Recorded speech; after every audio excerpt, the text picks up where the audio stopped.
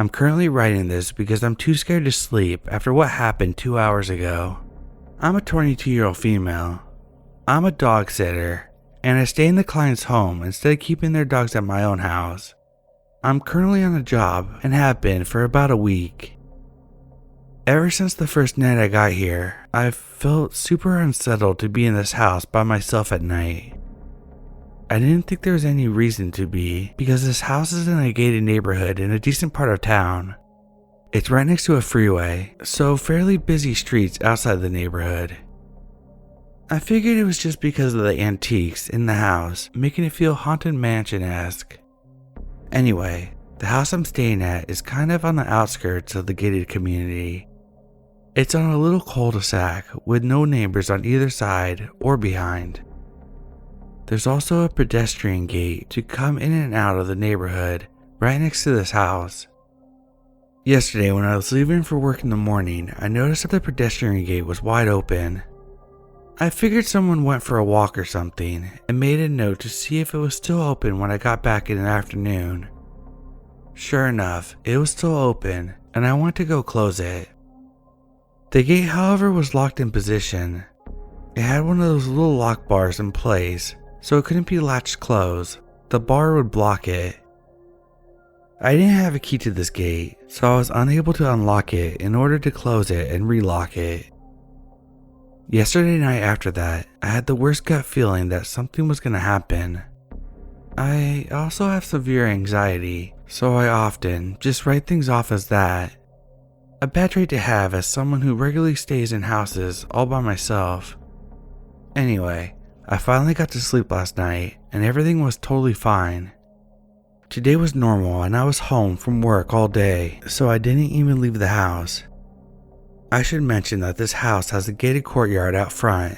I keep it locked at all times, though there's no way to get into the front or backyards of the house unless I let you in or you jump a wall or something. Around 9:40 p.m. tonight, I had just gotten into bed with a pup I was dog sitting and was about to fall asleep when I heard someone knocking hard on either the door or window of the house. There's about 5 sliding glass doors leading to either courtyard, backyard, or side yard, and I couldn't identify exactly which way it was coming from.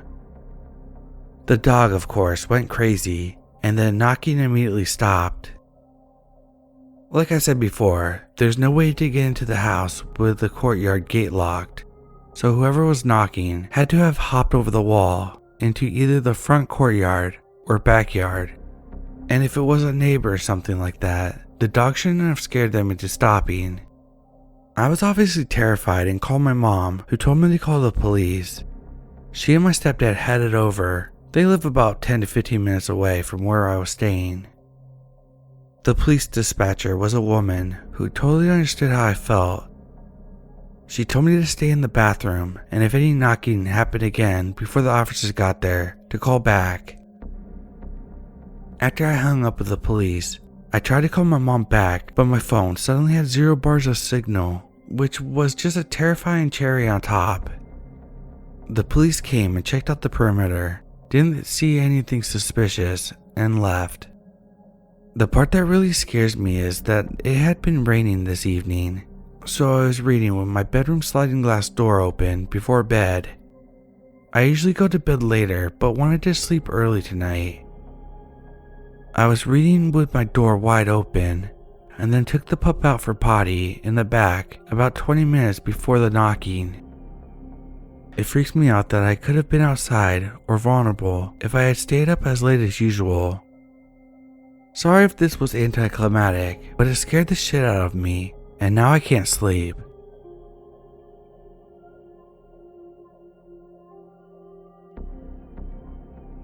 I want to start by saying that this isn't my first bad experience I've had while dog sitting, but it's definitely the worst. So I started dog sitting back when I was 13 and made good money doing it. I'm currently 19, and this happened when I was 18. I set up an easy way for people to contact me about dog sitting. I put up posts on Facebook and Instagram about it often and would get people in my inbox asking to dog sit. I got a notification from Instagram one day stating that someone was trying to message me. I accepted it, and the message said that me and my wife are looking to find a dog sitter while we go away to Florida for a week. You would have to work from the 4th to the 11th this month. We will pay you $300 for the week. You're welcome to stay at our house or go back to your own home. I started messaging back and forth with this man, and we're going to call him Mr. Brown for the sake of privacy. So I agreed to take the gig and told him that I would stay in his house for a week. Once I got to his house, I was introduced to his 2 dogs, Mina and Letty. Mina was a little Yorkie, and Letty was a blue hound. I was shown around the house, which was surrounded by 76 acres. I live in a farm town and live on 32 acres myself, so staying here didn't really freak me out. The closest neighbors were pretty far away, and you would actually have to drive there if you wanted to talk to them. They told me the rules. Then Mrs. Brown told me about the nearest neighbor. In her words, she said she was a nice person, just a little drugged up and confused. She mentioned how sometimes she would pull into their driveway instead of hers and would end up mistaking Mrs. Brown for her dead daughter. Hearing this made me feel pretty bad for her, and I know all too well how hard it is for a parent to lose their child because of how my parents were after losing my brother in a car accident. Miss Brown said that she shouldn't do anything bad though, and if she came up to the house, just point her back to home and she should leave with no problems. After they left, I was down to watch movies and just chill with the dogs. The first 2 days were fine, with no hiccups. The 3rd day, however, the old woman who I'll call Rose did pull into the driveway. I came outside as she was getting out of the car. She looked up to see me and immediately she got back into her car and left. I chalked it up to her realizing that she was at the wrong house when she saw me and went back inside. Later that night, though, I got a call from Mrs. Brown asking if I was okay. I said yes and asked why. She then went on to tell me that she just got a call from Miss Rose and that she said that there was a robber at their house. I explained what happened and she just laughed and said she must have been confused and forgot that we were out of town. I ended the phone call making note to go over there tomorrow to clear the air about me being the robber. Once I went to bed that night though, things got crazy. I woke up around 2 hearing light scratching sounds that sounded almost like ticking coming from outside the window. At first I thought it might be a bird or some sort of creature and left it alone, but the noise kept me from falling back asleep. I wanted to scare it away so I got up and went to open the blinds, but screamed when I lifted the blinds at the sight of Miss Rose trying to pry the window open with a pair of pliers. As soon as she saw me though, she started banging on the window with the pliers. The dog started barking now, and I quickly got up, told the dogs to follow me, grabbed my phone and ran to the room with no windows, which was the bathroom, locking the door just in case she got in. I called 911 and explained the situation, quickly giving them the address from what I could remember.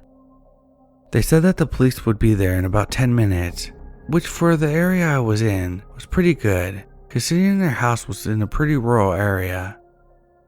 I had gotten the dogs to be quiet and put them in the closet connected to the bathroom to make sure she didn't hear them. I was trying to stay calm, and I could still hear her pounding at the window as I continued to talk to the operator, and then I heard glass shatter. I cursed under my breath, trying not to cry. I was really scared and pretty much ready to cry from the fear of being beaten to death by someone who clearly was not in the right state of mind. I was whispering what was happening to the operator, hiding in the back of the bathroom in the tub. After about 4 minutes of pretty much silence, I heard footsteps and I could see feet under the other side of the door. I cursed to myself again. Then I see Miss Rose get on her knees and hands, looking under the crack of the door. I mistakenly let out a gasp. She started quickly pounding at the door. I could tell that she was using the pliers. At this point I'm crying and asking the operator where the police are To which he responds, 3 minutes. Those 3 minutes felt like forever. I screamed at Miss Rose to please go away, and she screamed back, "You shouldn't be here." Once I heard the sound of police cars, and about a minute later, them trying to kick the door down, I felt a little better. I was told to stay on the line till the intruder was caught, and the police were now trying to get into the house. Eventually, they did get into the house, and I yelled to get their attention. Not that they needed it, she was still banging on the door. Once they got into the room, she was told to drop the weapon. She obeyed, saying that she didn't do anything wrong. They got her in cuffs, and a police officer told me it was okay to unlock the door, to which I slowly got up and unlocked it. After being taken to the police station and giving them my story for their report, I went to my parents' house. I was just too scared to be alone. The next day I called Miss Brown and explained the situation. I got full payment even after telling them that I wasn't going back to the house.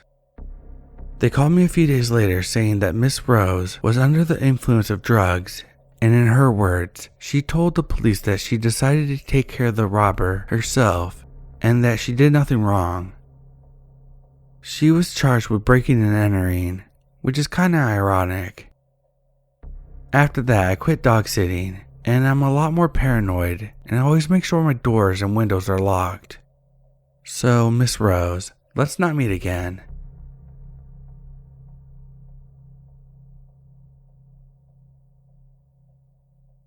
A few years ago, I had a dog sitting business with regular clients. One of these regular clients was a lady with a big nice house. There was a really long driveway leading up to the house, and it was tucked far back from the residential roads. It was somewhat isolated while being in a dark residential neighborhood. No one could drive to the house without being noticed. No one could park on the adjacent street. It would be very unusual for anyone to be walking up to the house or through the yard without having already parked in the driveway. Everything began as usual. I fed the dogs, gave them their various medicines, and played with them for a while watching movies. Best job ever. Eventually, I got sleepy and went to bed in the master bedroom, per orders. This room has huge, beautiful windows with a view of the driveway, the only normal access point. I like that about the room. After browsing on my phone in bed, I turned everything off and was trying to go to sleep. As I'm laying there, staring at the ceiling, deep in thought, I snapped to total awareness. Nothing changed. No one came up the driveway. Everything was silent, and yet I suddenly started to feel uneasy. The hair started to stand up on the back of my neck. A voice in my head was urgently saying, "You're being watched. Someone is watching you." My heart rate started to pick up. I had never experienced anything like this and couldn't explain it in the least. I called my boyfriend immediately, grabbed my stuff, ran to my car, locked the doors, and sped out the driveway. I glanced around the house while I was leaving and saw nothing, no one. When I got home, I checked every door to make sure it was locked and slept on the couch with a view of both entry points. The paranoia slowly dissipated, and I was eventually able to sleep. The next day I returned in the morning and took care of the dogs. I started walking through the house towards the back where the master bedroom was, and again started to feel really strange. Not a watched feeling this time, but a high sense of alert that things were off. I began to notice that candy wrappers were out that weren't out the night before. Doors were opened that I specifically closed to keep the dogs corralled. Things were moved. I left again and called my boyfriend to stay with me. I couldn't be there alone. Someone was absolutely in the house the night prior. I wondered if maybe someone in the family stopped by, but I always was given a heads up with lots of warning before someone comes over. It's not too uncommon for the owner's son to stop by, but he has my number and also always gives me that heads up. I called the owner and told her what I noticed. She told me that she'll call around to see if anyone dropped by. She calls me back in under an hour and assures me that no one did. "It must be that old ghost," she says and giggles. What a relief that she was taking my safety concerns so seriously. I tell her that I'm having my boyfriend come over, just to be cautious. She didn't mind. A few hours later, my boyfriend and I get to the house. He checks it downstairs. Absolutely never am I to go upstairs, and everything was fine. We hang out for hours, playing with the dogs and watching movies. I left my boyfriend in the living room, walked past the front door to go to the bathroom around 10 p.m. I'm about to walk out of the bathroom and the dogs start barking. As I'm walking back, I see my boyfriend standing in the entryway by the living room. His focus is on the front door and tense like I've never seen him before. Again, the hair stands up on the back of my neck. He quickly ducks to the side of the front door window. Before I can finish asking him what was going on, he tells me, "Shh, someone's out there." He approaches the door and looks out, but the person was gone. I rush over to him and he explains that he was sitting on the floor in the living room when the dog started barking at the front door. My boyfriend goes over towards the door and sees a black figure peeking into the window and then walk off. When I looked out, no one was there anymore. I was absolutely terrified, so I text his son to make sure, again, that it wasn't him. Side note, a few weeks prior, he asked me to go to a wedding with him, and I gently replied, my boyfriend, who the son knew about, wouldn't think that was appropriate. So when I asked him if he had stopped by the house, he replied, "My girlfriend doesn't think it's appropriate that you're texting me so late." I apologized and told him I had a safety concern and it was important. I told him what my boyfriend saw. He simply responded that he didn't stop by. At that point, we were done for the night. We put the dogs in their kennels, waited for a little bit, and ran to my car. The next day, I very quickly took care of the dogs in the morning and left before the owner got back. I've never felt such a deep electric sense of immediate danger like I did that night in bed. That was just too much. When the owner asked me back a few months later, though I desperately needed money, broke student, I politely declined.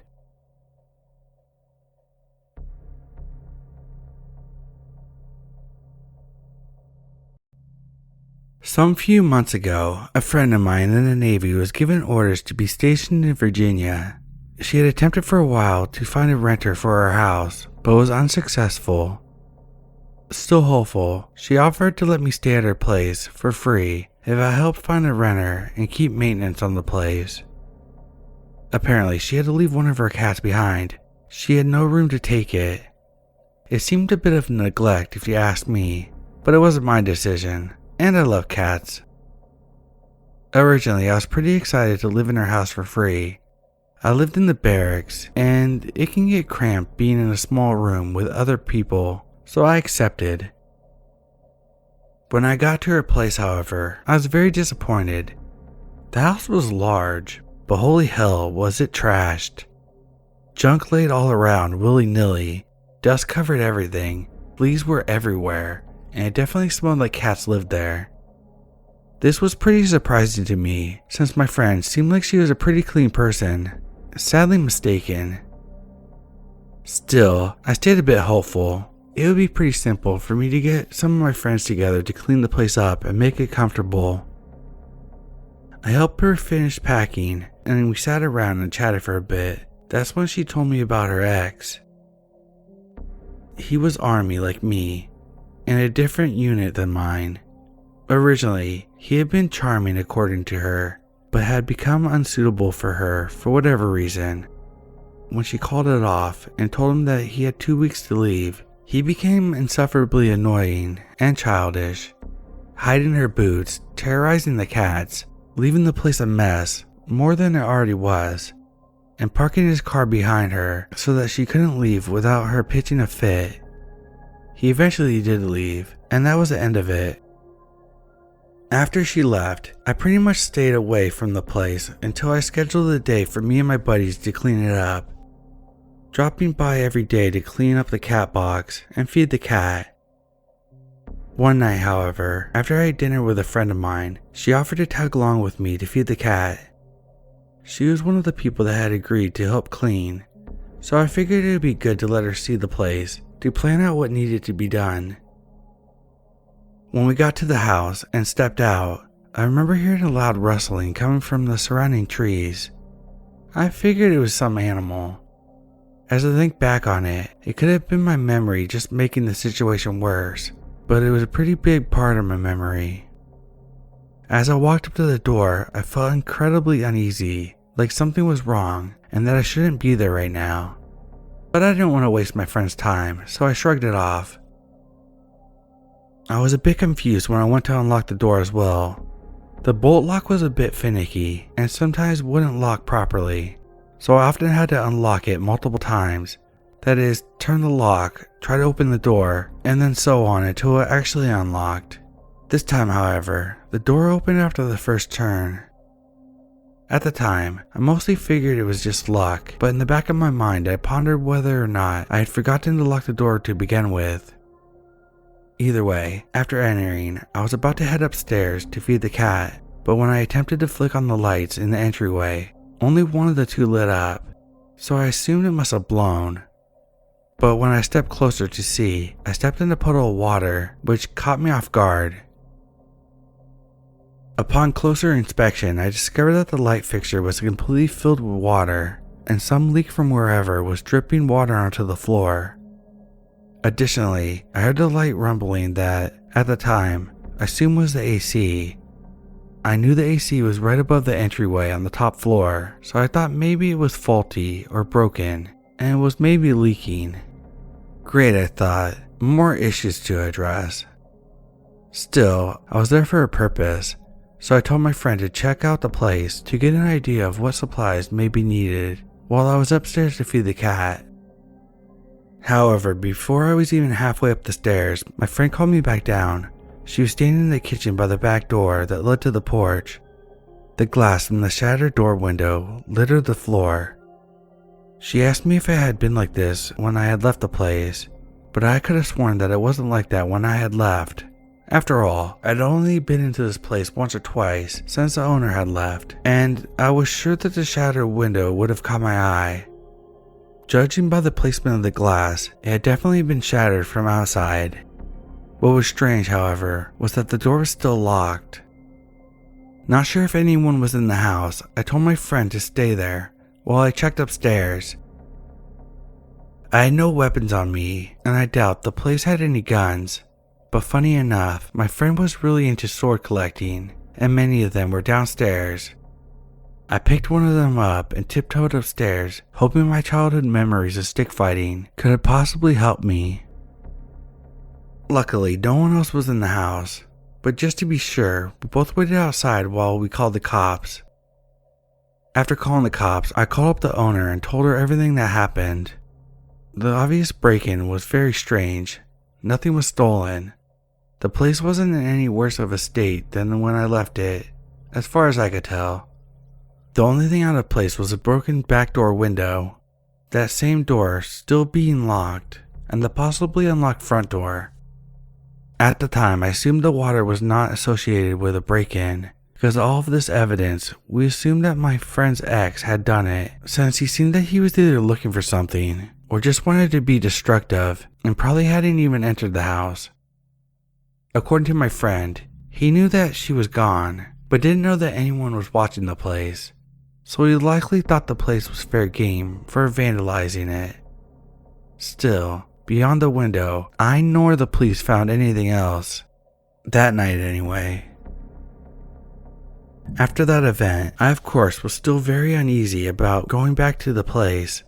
I never dealt with a break-in before, and then the assumptions that her ex was just being a dick and lightly vandalizing the place definitely made me not want to stay there for too long, for the fear that I might be around the next time he decided to come back.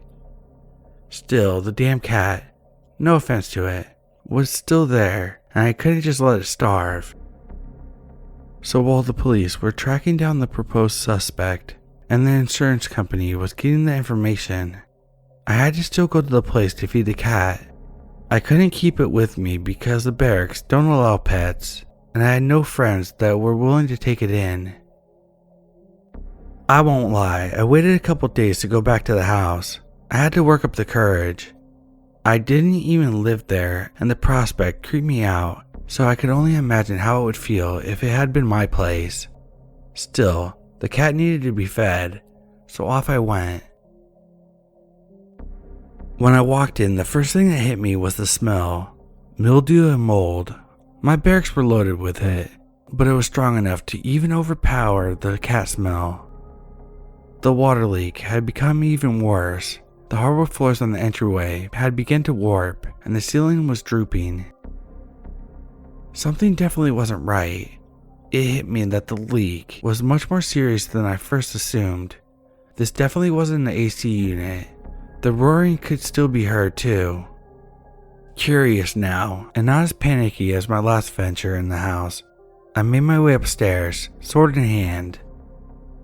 At the top of the stairs, there was a short hallway that leads to the master bedroom. Along the way, there's a storage closet. When I passed the closet, my foot made an audible squeak. There's water here too, which made sense because it was pretty much directly above the entryway, and both the AC and water heater were in the back of the closet. When I entered the master bedroom, however, there was no water, but the roaring sound was louder and it sounded more distinct and familiar now. Running water, like what you hear from a bathtub. Sure enough, I discovered a door in the back of the bedroom that I hadn't noticed before. It led to a half bath with a toilet and a sink, and in that room was another door. Sure enough, the noise was definitely a running faucet. The carpet in front of the door was soaked beyond belief, and the door was locked. Judging by the placement of the door, the room beyond would have to share a wall with the storage closet, and the tub would be literally right above the house entryway. At first, I figured I might as well bust down the door, since it was obvious that the tub had been long since overflown, and the water damage would already be a nightmare to fix. A broken door would be the least of the owner's worries. I stopped myself though. I didn't know what I would find behind that door. I didn't want to go in blindly, so I decided to call the police again and to get an officer to help instead. He was able to unscrew the knob and get it to open. Nothing was behind the door, but sure enough, the tub had been running and had overflown. We turned it off and the officer added more things to the report that already had been opened about the previous incident. Putting this all together, I think it's pretty safe to assume what happened. The vandal, almost certainly the owner's ex, had broken in the night, just before my friend and I arrived. That could have been the rustling I heard, or maybe my mind just tricking me. He had broken into the place from the back door by smashing the window and had likely left through the front door, which is why it was unlocked. Now I'm not 100% sure if this next part was during the original break-in, or if he came back later to do it. But I think that while he was in the house, he went upstairs, plugged the tub, turned the water on, and rigged the door. The vandal obviously wasn't there to steal anything. Instead, he wanted to flood the house because he knew the owner would be away, and that water damage is a nightmare to deal with. I'm pretty sure he did this all the same night, and neither the police nor I discovered the water until a couple days later, which explained the leak I discovered during the break-in. Whatever the case, whoever did this is a vindictive piece of garbage, if you ask me. I'm not sure if they ever caught him or anything, or really about anything that ever happened. I just gave the key to the insurance people. They were well trusted by the owner, and decided to never go back to that place. Last I heard, she found some new tenants for the place, and it's been fixed up pretty well, with no further issues.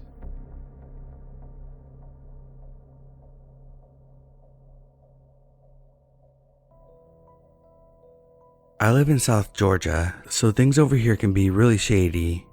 I go to this Walmart all the time, and I've never had any problems with it whatsoever. I'm a 21-year-old male, so it's kind of weird that I was followed anyways, but here we go. I went shopping for groceries, doing my usual thing. It was around 8:30 p.m. by the time I got done checking out. As I was walking out of the store, I noticed an older gentleman staring at me, all creepy like. I just brushed it off until I noticed he was out in the parking lot, staring as I was putting my groceries in the car. I decided to kind of pick up the pace. I can defend myself. I'm a pretty muscular guy, but I don't like violence that much. Anyway, I get in my car, start to drive away, and thought that was that. I get about a mile down the road when this black pickup starts right in my bumper. I slowed down and went off the road to let him pass, but he didn't. He kept pace. I finally brake checked him and he passes, but as he was doing that, I noticed it was the same old man. When he passed me, he brake checked me hard and tried to get me to stop my car. This went on for about 10 minutes until I got very aggravated and passed him and sped off. I finally get home, go inside, and start to chill out when my Ring camera went off. I looked at the video from my phone, and this dude was on my porch. I called the cops, but by the time they got there, he was gone, so there was nothing that they could do. This happened last night, so I'm kinda creeped out about this experience and thought I would share.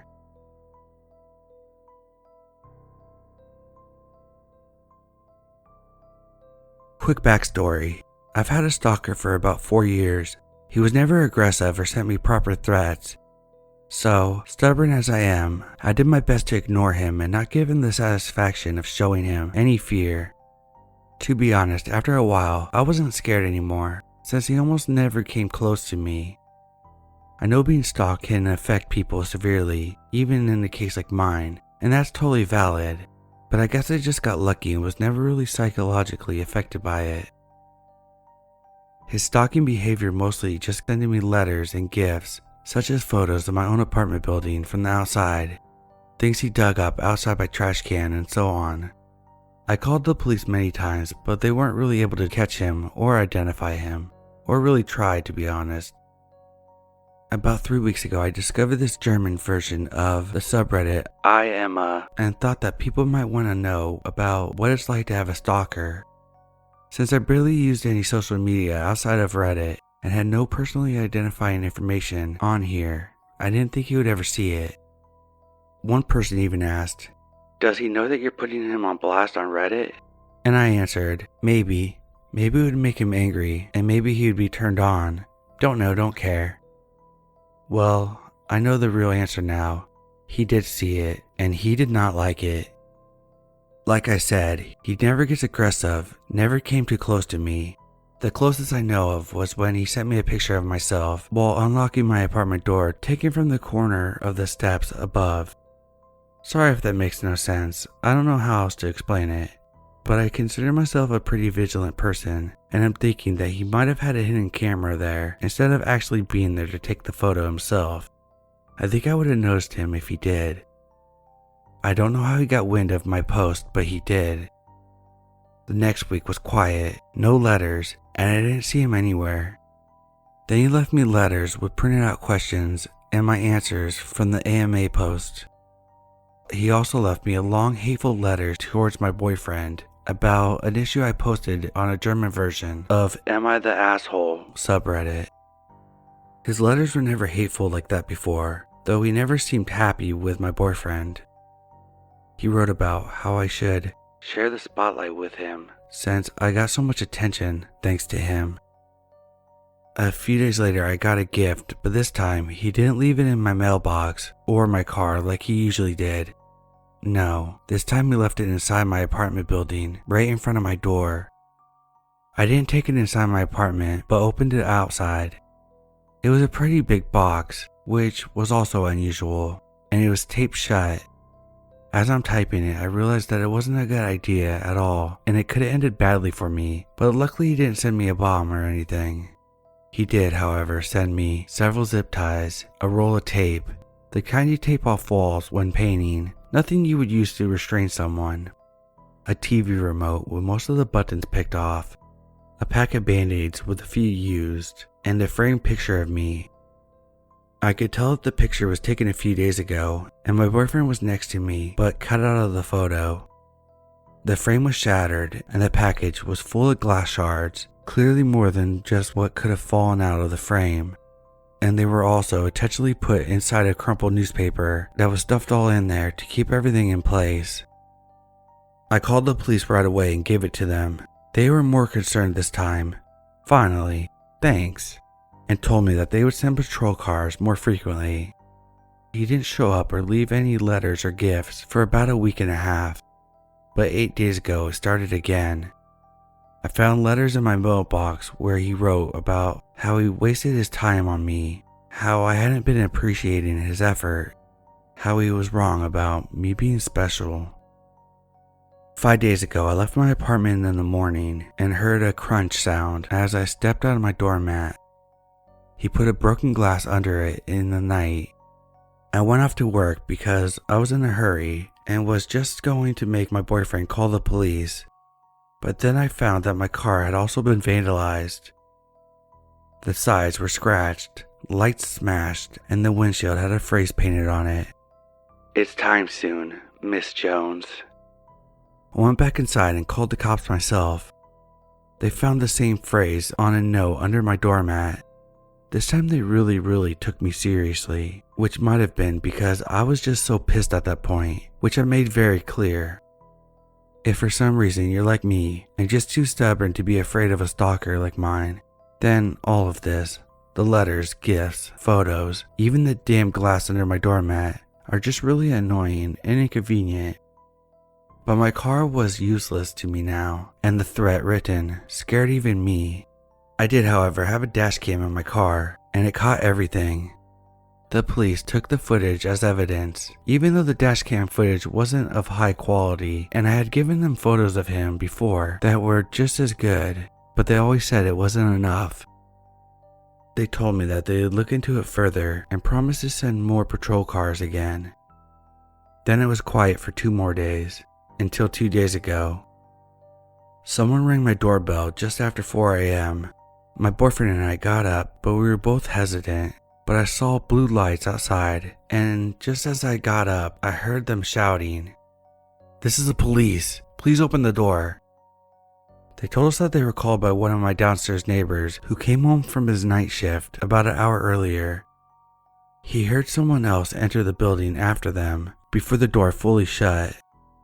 Side note, my neighbors all know about my situation, and I've asked them to make sure they don't let any strangers into the building. This neighbor then went to his own apartment and looked through the peephole. We have motion activated lights in the stairway, so he waited to see if they turned back on. They did. Then he said he saw a middle-aged man walk upstairs. Above this neighbor are only me and my boyfriend and a single mom with 3 kids who probably won't get any visitors at 3 a.m., so he called the police. They came and found my stalker about 1/2 floor above me on the stairs. He should have been able to see the cop cars since there's little windows up there and they had their lights on, but he either missed them or wanted to get caught. They found a pocket knife on him and he confessed to being my stalker right away. He's finally caught. They got him. It took 4 years, a provocative Reddit post, and one very vigilant and caring neighbor, but he's finally done, for now at least. He's facing several charges, and I've collected every single piece of evidence over the past 4 years. I don't know what kind of outcome I can expect, but for now, I finally got some peace.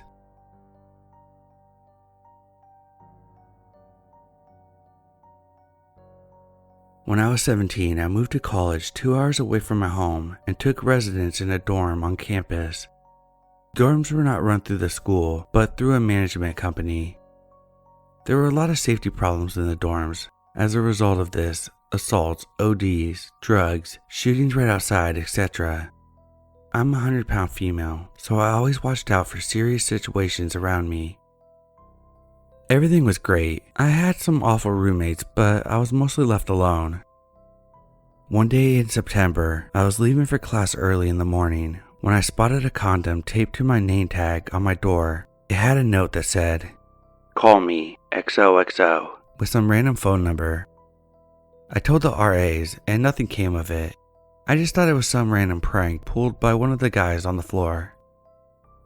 Things went south with my roommates, mostly because of my night terrors, scaring them. even though I warned them before we agreed to be roommates. So I moved into a new 2-bedroom dorm with my new roommate, Jay. We each had our own room. After a week of living there, I started noticing things were appearing in the living room while we were sleeping. I asked Jay about it, and she vehemently denied it was her. One day, we noticed the lock on the front door did not lock properly. If you pulled on the lock and twisted the handle at the same time, the door would come open. Around the same time, I started getting these Snapchats of inappropriate things, vague threats and offers for great sex.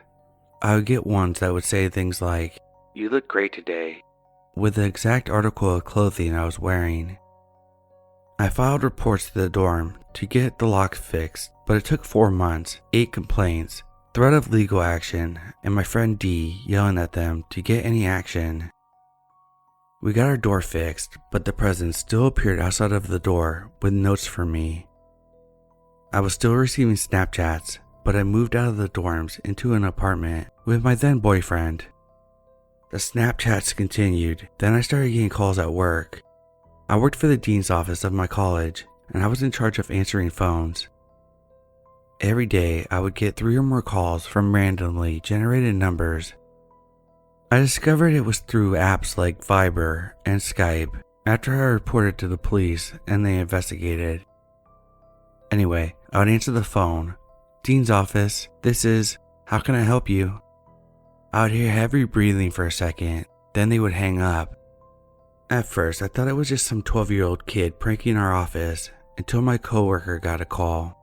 She answered with her name, and the person on the line asked if they could speak with me. Thinking it was one of the deans I had been working with, she forwarded it to my phone. I answered it, and I received the same heavy breathing and then a hang up. I reported it to my boss. She did nothing, but one of the deans overheard the conversation and reported it to Title IX.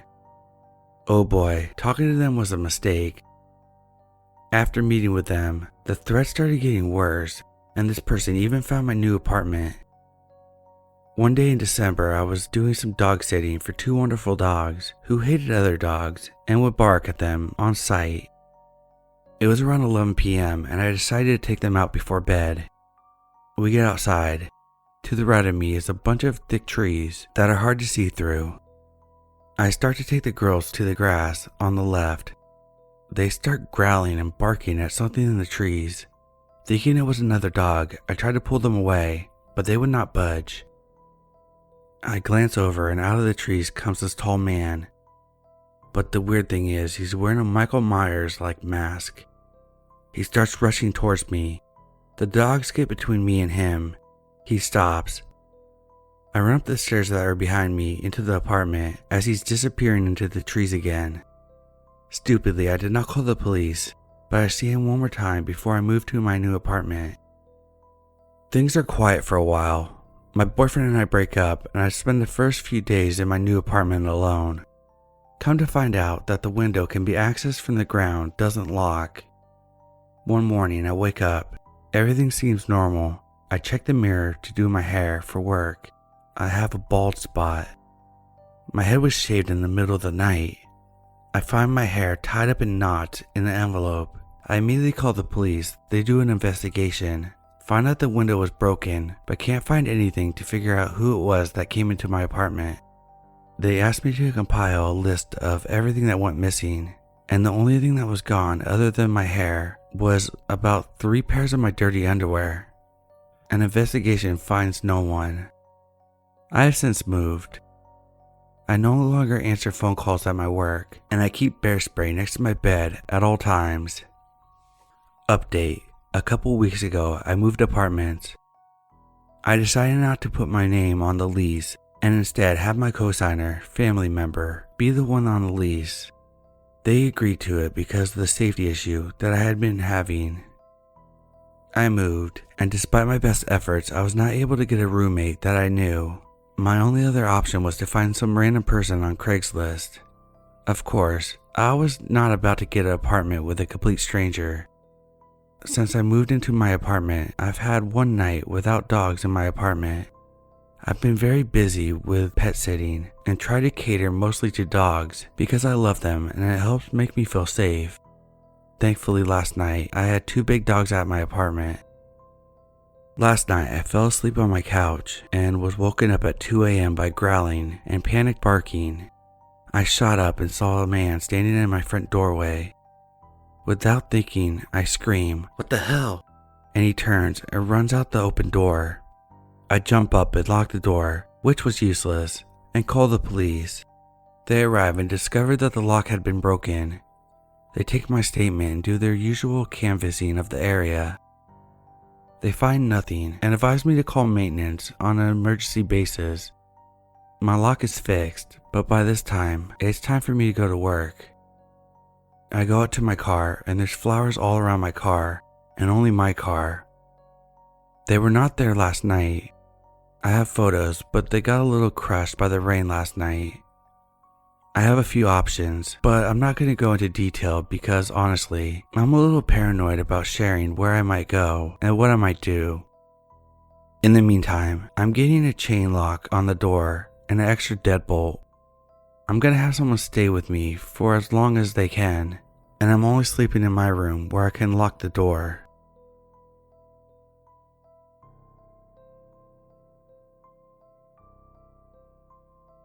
So a few strange things have happened to me lately. For context, my husband is a truck driver and is gone 2 to 3 weeks at a time.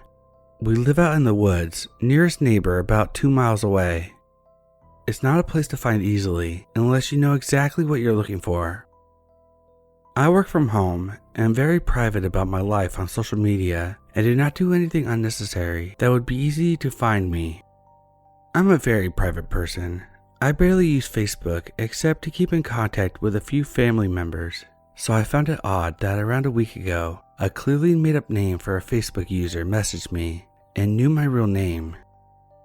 He gives me details of what my home looks like, my town, and where I work. Odd, but I ignored. The next day, the same user messages me asking very personal questions and stating disturbing things that they would like to do. How easy it would be to get inside my home. I show my husband.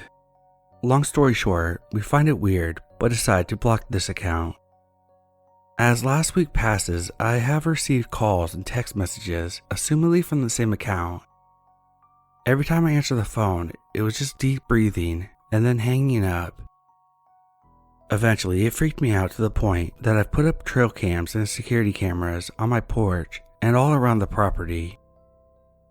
Well, this morning I went to town for some errands, and my Ring doorbell goes off, and there's a man wearing a black hoodie, hiding most of his face, standing on my back porch. He's banging on the door, increasingly louder, and yelling my name. This went on for at least 15 minutes, until he just stopped and walked off into the woods. I called police who checked my house and around the property, but didn't find anyone. I even gave them pictures caught on my trail cams.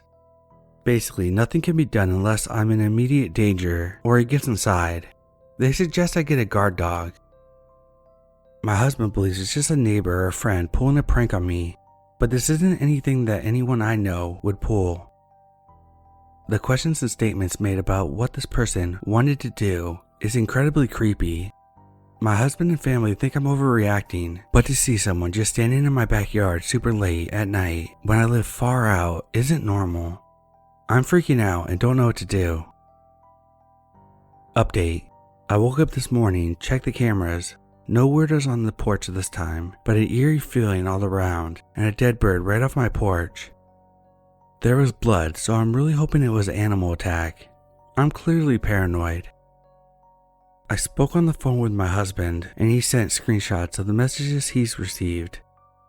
I unblocked the person and tried to call the number to see what would happen, and it says inactive. Reverse search of the number says it's a texting app randomly given to a person, which is super creepy. Few things. 1. I'm having my younger brother come and stay with me for about a week. He will be doing his college classes from home here. I know it sounds silly, but I cannot afford to stay in a hotel or something at the moment. He's the only family member I keep in touch with on a regular basis. My relationship with the rest of my family is strained due to childhood trauma issues. And lastly, he is ridiculously big and strong for a 20-year-old kid and is fearless. I just feel better having someone here since I can't exactly stay somewhere else. 2. I plan on getting a dog later in the week, hopefully being a bit of an alarm and guard dog. I've also ordered better cameras to set up. As someone mentioned, yes, my brakes were cut about a month ago. I'm really suspicious now as my cameras didn't pick up anyone. My neighbors live on the main road just before you turn down the back road all the way to get here, and they said they haven't seen anything weird, but that they will keep an eye out now. 4. I've read all your comments and a lot were suspicious of my husband. I want to let you know, I hear you. I'm not ignoring the signs. To be frank with strangers on the internet, I'm worried myself. I love him to death and I'm not about to go on the crazy train of accusing my husband of attempting to murder me or even anything harmless or as a prank. However, I'm a very suspicious person who doesn't trust anyone 100%. There haven't really been signs of anything weird on his end that I've noticed yet, and I have confirmed he has been all over the road like he said, but I'm just keeping the idea in my head just in case. One last thing, this is in America, and I've been considering buying a handgun and getting a concealed carry permit. I grew up on a farm, I know how to shoot. I just prefer not to mess around with them due to extremely traumatic events. If anything more happens, I think I'm gonna do it. Last update. I'm still alive and have a bit of an update. I just want to preface this with something real quick. First, I've seen all the comments and I've gotten numerous messages. And while I appreciate your concern and tips, I'd like to say something. I'm not a young person or someone looking for attention. I can assure you all that I am of sound body and mind, and am not imagining things. I do not struggle with mental illness, although I understand and hope for the best for anyone who does. So for an update, well, the police took my cameras and have been holding them as evidence. At least that's what they told me. Yes, there were pictures caught. My younger brother in college stayed with me for about a week, and we had thought things had calmed down, having a large male in the house. But a few nights into him staying, we both woke up in the middle of the night to banging on the front door. I checked the security cameras through the app on my phone.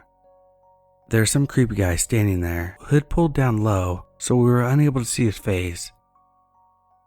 My brother yelled that he was calling the police and the man just said, "Okay," and walked off. I have no idea where to, just into the woods. When I called the police, we explained everything again. They didn't seem to take me very seriously. Needless to say, neither of us slept well after that. The rest of the week was quiet, and I was terrified for him to go back to school, but my husband is coming home for about 2 weeks, so I felt a little bit better. Things seemed to have calmed down the first week he was home, and I thought whoever was playing a sick joke was finished. But this past weekend we had a few of my husband's friends over, celebrating a birthday, and we had a lot of drinks, so friends were invited to stay the night. Sunday morning we all woke up with a hangover and planned to go in town for breakfast. When we stepped on the front porch, there was a roll of duct tape and a screwdriver that we did not own laying on the ground. We checked the cameras again and there was a few times that you could make out a guy's face pacing the porch and peeking in the front window. So we all drove straight into town and showed the police. This time they came and checked all over the property line in the woods. Haven't been able to find anything yet, but are hopeful to find out who this creep is through what is on the cameras. My husband has been trying to console me, pointing out the possibility that he may be someone mentally ill or something, and not with bad intentions, but it's frightening regardless. On top of it all, my friend who lives in town and my neighbor at the beginning of the road have both apparently reported seeing someone matching the description of our troublemaker outside a large, white, windowless van at my friend's place of work. He's been seen driving past our house late at night and apparently following our home several times recently. My neighbor had said something along the lines that the man stopped at her house to ask about the neighbor up there, my house being the only one. There's been a lot of reports of sightings of a van similar in the area surrounding my small town about trafficking schemes, and it very much puts me on edge. I'm not sure if this is someone with a mental illness, someone involved in human trafficking, someone just pulling a sick joke or what, but I'm terrified and sick at the thought of being home any longer. My husband had to be on the road again this week, and I've decided to stay somewhere else, away from my town, and have not told anyone. I don't have family or many friends, and at this rate, I don't know if I would trust anyone to know anything right now anyway. But with no one possibly knowing my location to tell my friends, husband, or the like, we'll see what happens. I know I may sound crazy to some. Some have continued to say I'm making things up, but at what cost? I have a private happy life. I gain nothing from this. I'm just living in fear and hope it will all go back to normal one day, as I'm beginning to regret moving into a small town.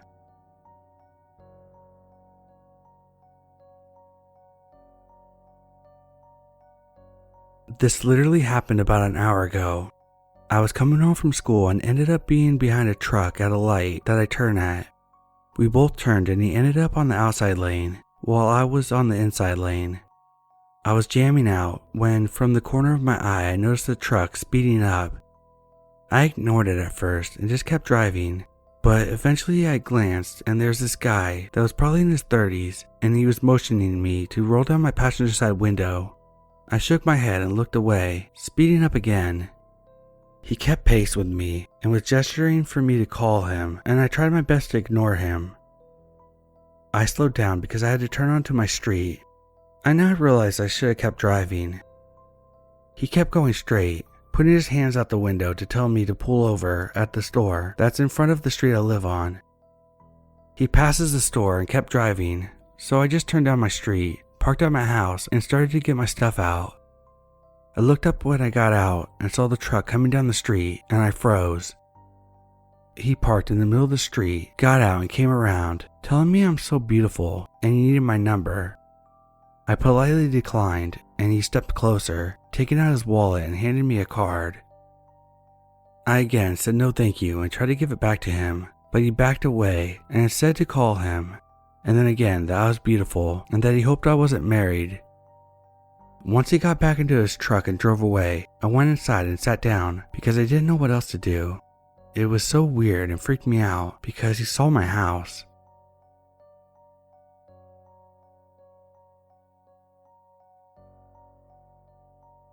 Just had to share my story on here because this encounter has been creeping me out since it happened. Some info. I'm a female 26 and 6 months pregnant, so I have a pretty obvious pregnancy belly. I was on my way to work and noticed this guy, probably in his 30s or 40s, staring me down. It made me a bit uncomfortable, but I just tried to turn around and ignore it. Then when I got off the bus, I noticed that he got off too and walked behind me, still staring me down. I thought that was very odd, but still just ignored it. I work in a clothing store in a big shopping center, so I thought that it wasn't too odd that he kept following me. I went into the grocery store to buy some snacks to bring to work and noticed that he was still behind me. Since I'm pregnant, I got weird cravings, so I went to grab some oranges. Then I noticed he was still following me into the fruit section, and he also started grabbing oranges. I thought, okay. Then I went to get myself this muffin that I had been craving, and he walks behind me and grabs the same muffin. At this point, I'm starting to freak out because I've been sensing that something is off from the start, but now I feel like it's confirmed. Just to check if he was actually getting the same stuff, I went to grab an iced coffee. He also starts to grab the same coffee. I put it back and grabbed myself a chocolate milk instead. He stared at me, and it looked as if he was confused if he should do the same. Then I ran to the cashier to pay so I could run out of the store before he could follow. While I was paying, I noticed that he was standing behind me again. I ran to my store and hid in the back room to see if he followed. We have see-through windows that we can look out, but no one can look in because of shoplifters, etc. I saw him coming towards the store, staring and looking for me. He stood outside for a while, obviously searching with his eyes before walking off. I sat there getting ready to go outside to start my shift when I noticed he had came back, still searching and looking for me. He did this about 10 times during my shift. What on earth did he want? Even my coworker got so creeped out that she wanted to cry and hold me and told me that he must have a pregnancy kink or something. I'm not sure what it could be.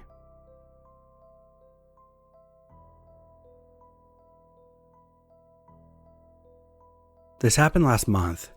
The area I go to the gym in has its good parts and bad. I'm in the good part, but over the last month, now I'm not so sure. I will also say that the area I'm in at the moment, we have had issues with a guy who lives around the gym who likes to tailgate women and chase them in his car. He seems to only do this when they're alone in the car. So basically, I had this guy follow me when I was walking home at night. My own fault, but as someone who has volunteered at the AOD center, nothing really phases me. I'm rarely scared. So there I am walking home. As I'm walking home, or at least around the corner from the gym, some guy in his 50s or 60s starts following me. So I go a different route. I lose him. I came back to the gym a few days later, this time much earlier. The guy is back, wandering around aimlessly, drunk, near the gym buying pizza next door. I'm thinking, shit, okay. So he then afterwards decides to start looking into people's cars. I am thinking, this guy might want to break into the cars. I am with a friend at the time and notice that he is looking in his car. I warn him and he leaves the gym and goes to his car. He then drives home and I notice he isn't wanting to break into people's cars, but instead something else. By that point, I'm thinking he wants to look for my car, even though I walk to the gym. I am on an elliptical machine and feel safe in the gym, even though he's outside, because no one can come into the gym unless you're a member. Otherwise the alarm goes off if you try to open the door. To get inside my gym, you need a key card. I also had other people around me, so I wasn't alone in the gym. So lo and behold, this guy looks at me through the glass window. I am facing the window.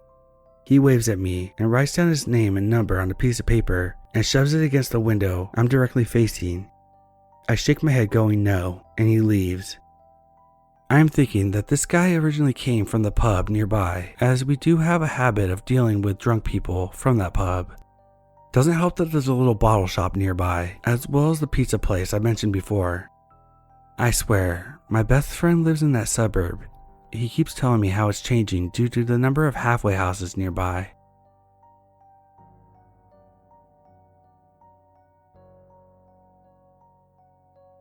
So I'm 35, non-binary.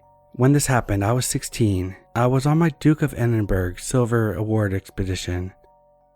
It's sort of a citizenship thing for young teens and adults, comes in gold, silver, and bronze levels, and involves going on expeditions in groups of 4 to 7. We were hiking and planning to cover about 60 kilometers in 3 days to meet their requirements. You have to avoid roads as much as possible and navigate by map and compass, carrying literally everything you need.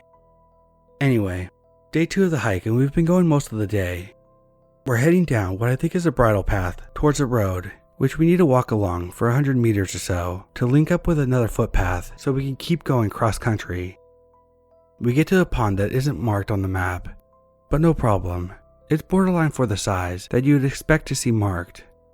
Then as we go a bit further, we realize there's a crossroad with 2 paths meeting, and the second path definitely should have been marked and isn't. Much debate begins. We've been standing there for about 5 minutes going over the map and trying to figure out where we were when we hear an engine coming closer.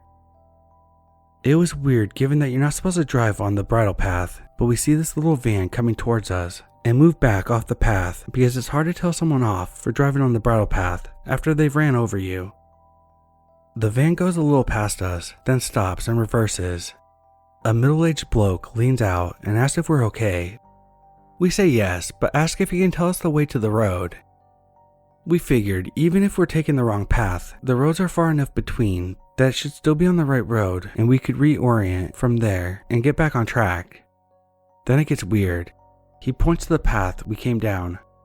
Yes, you just go down there past my pond. It's 10 minutes. Tell you what, why don't I give you a lift? We tell him no, that it's not allowed, but he gets out and opens his back of his van.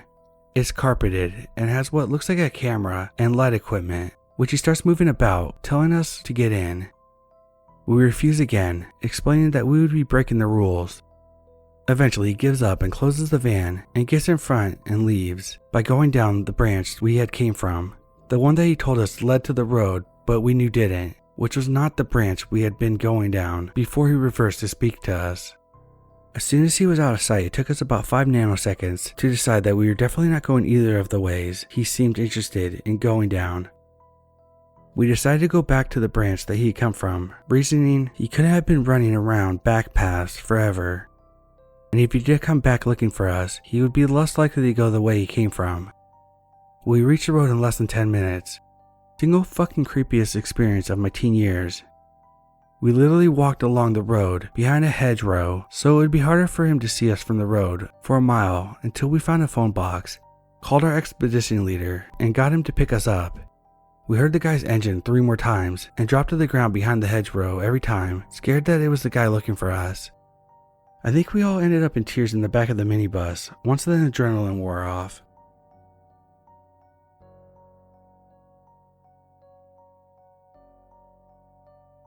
One day, my best friend and I were taking the shortcut to our house. It goes past a few houses and then to a small area of woods, crossing a 2-foot wide creek. This particular day, I was wearing one of those jackets that had the earbuds as a string, a must-have item for a 5th grader in 2010. As I was passing one of the houses, a big dog came running out of it, jumping on us and obviously wanting to play and be petted. The owner of the house comes out. I noticed right away that he was acting fidgety and nervous, saying stuff about the dog like, "Oh, it's okay, they're nice, don't worry." We made small talk with him about the dogs for a few minutes and turned around to leave. About a minute or so later, we arrived at the small creek when we noticed one of the rubber earbuds that was on my jacket was gone, and I insisted we go back to look for it. The guy came back out and offered to help us. He asked us what the material was that it was made out of, and I said it was made out of rubber. We made small talk again. I think about the jacket and how cool it was. Anyway, he said he was going to be right back with his metal detector. He walked away towards his shed, and I said to my friend, "Why does he need a metal detector? The earbud is made out of rubber." Next thing you know, he's coming back with, I shit you not, a rifle, and he's literally running towards us. When I'm telling you we ran. When we got to safety past the creek and near her house, I was telling her that we needed to call 911. She insisted that we not do that because her parents would be mad at her. I explained to her with urgency why it was important we call the cops, but she refused and I couldn't force her. I didn't call because I didn't want to do it alone. Plus, it would have been my first time calling them. I can't remember if I told my parents that night, but when I told them, they gaslit me and said I was crazy and overreacting, and that I didn't really see that. I still think about this damn near every day, and it haunts me. My second encounter, again in 5th grade, taking place after the first story, but I'm not sure how long after. The friend from the previous story lived near a cemetery, about a 5-minute walk from her house. It was a big cemetery, and we liked to walk around it a lot. Plus, being in the cemetery was a shortcut through the woods to a big park, which was coincidentally right next to our school. This day, we were also with another good friend of ours. We were just walking around the cemetery this day when all of a sudden, a blue truck pulls up next to us in the road next to where we were walking, about 10 feet away or so. I could see that 2 guys were in it, literally just staring at us. And again, I just got this weird feeling, the same I got from the first guy. This is hard to explain, but right before the shortcut in the woods is a fence with a cutout that leads to a grass field and a hill that eventually leads into the neighborhood where my other friend lived. The hill was really a bunch of dead grass, weeds, sticks, cattails, etc. Anyway, I told my friend I had a bad feeling about these guys, that they were just staring at us, quite literally slowly following us with the truck. We booked it through the grass fields and up that hill. I had all sorts of cuts and gashes from all the shit we were running through. When we got to the top of the hill, we turned around, and the truck was parked at the top of the hill on the other side, with both men outside of it holding guns and rifles. I truly believe they were coming after us, and they were visibly mad that we got away from them. I know that they were after us, because they had driven through a cutout in the fence. We ran to my friend's house, noticed her parents, who truly didn't seem that worried, but they drove my other friend and I home. I don't even remember if I told my parents about it this time, since they gaslit me when I told them about the other time. I can't shake the fact that this shit really happened when I was in 5th grade, 10 and 11 years old. I also can't believe how lightly my parents took the situation. I'm honestly traumatized about what happened, and I think about it a lot. I just needed to tell people what happened, but I have trouble getting my thoughts into words.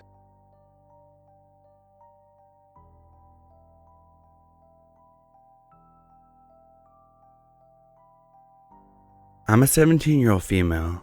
I worked at a small amusement park in my hometown for a few months as a summer job. I noticed there was a regular who was an old white man who wore Native American wolf shirts and jeans. He would come to the park every single day. Dude was devoted to the park. I made the mistake the day I socialized with him, cause my coworker was talking with him, so I joined in on the conversation, asking why he comes in every day. He claimed he liked the atmosphere. After that, every single day he would talk to me, and I didn't really notice a problem until he started asking out-of-pocket questions like what my age was, am I old enough to vote, who I'm voting for, what time do I get out of work. So I lied and told him that I'm working late. A security guard approached me at the park after he left and asked me to write a statement about him. Anyways, after I told a few coworkers about what happened, they told me that he takes pictures of young girls and usually stops and stares where the other girls are working for a while. Security told me that he'd be spoken to in the morning. The next day came and I was kind of nervous from yesterday, but I did my job normally and I caught the motherfucker staring at me. He noticed I saw him and came up to talk to me again, but I hid behind the counter and tried to radio my boss, who was unavailable. So I had to walk to find him, and another incident happened again after that. Literally 5 minutes after the park closed, he was staring at me yet again with no shame to his game. I found out that my assistant manager found him following her to the volleyball game after work, and she's pretty young. I was told she was a minor at the time. Long story short, it took many times to get him banned, and my male boss kinda downplayed the situation. I had to be escorted by security to my car many times because of this dude, and I couldn't even have my own pepper spray on me, so I was basically defenseless. Security told me that they're gonna have a hard time banning him since he's a regular.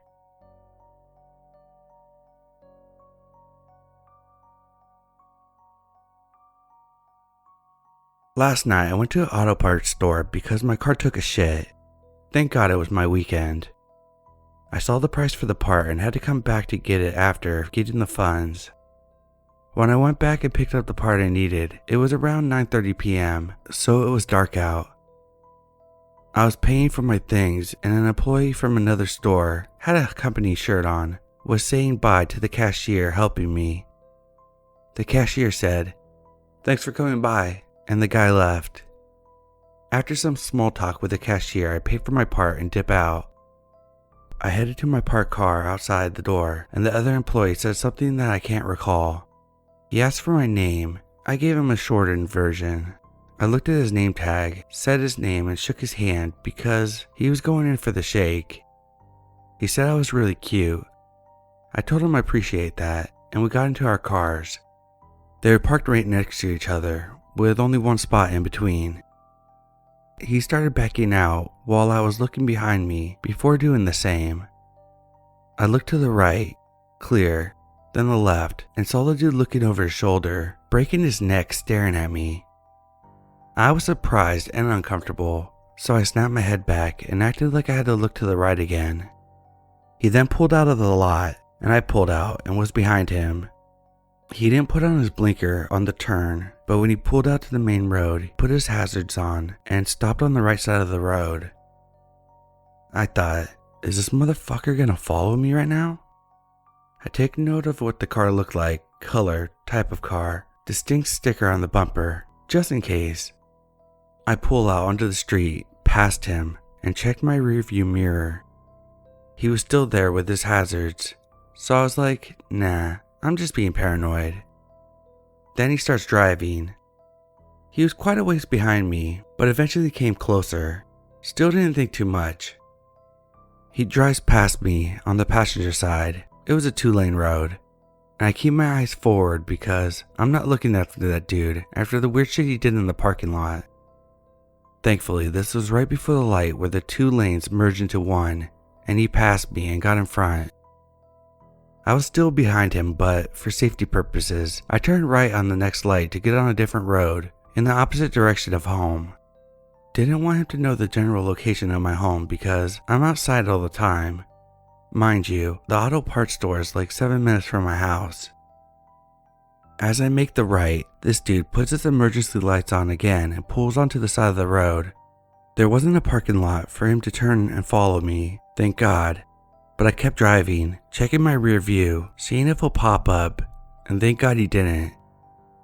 I was afraid that he would drive across the main road to get to my house, but thankfully not. Been keeping my eye out for his car and him ever since. Told my boyfriend about it and described the car just in case. Hopefully I don't see this guy around. Thankfully I was using a family member's car who lives about 15 minutes away, so he doesn't know what my personal car looks like.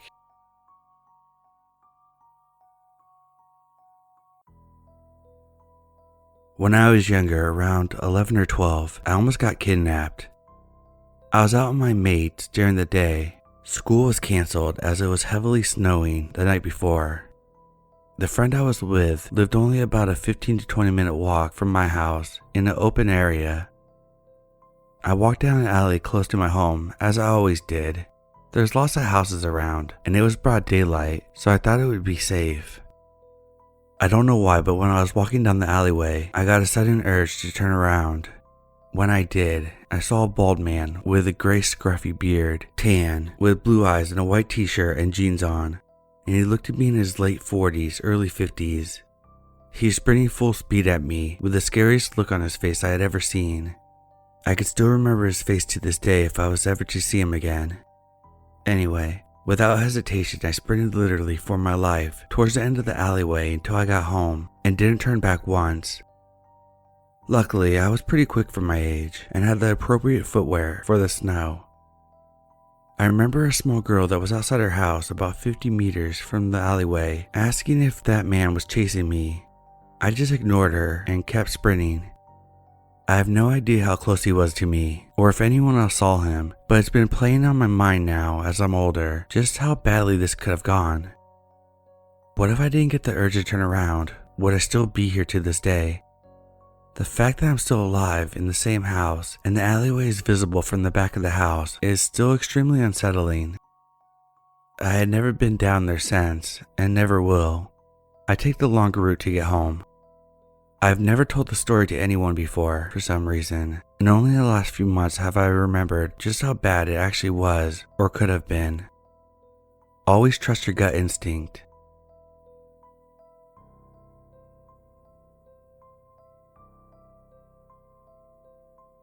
Nearly 2 years ago, my husband and I moved into a pretty safe town.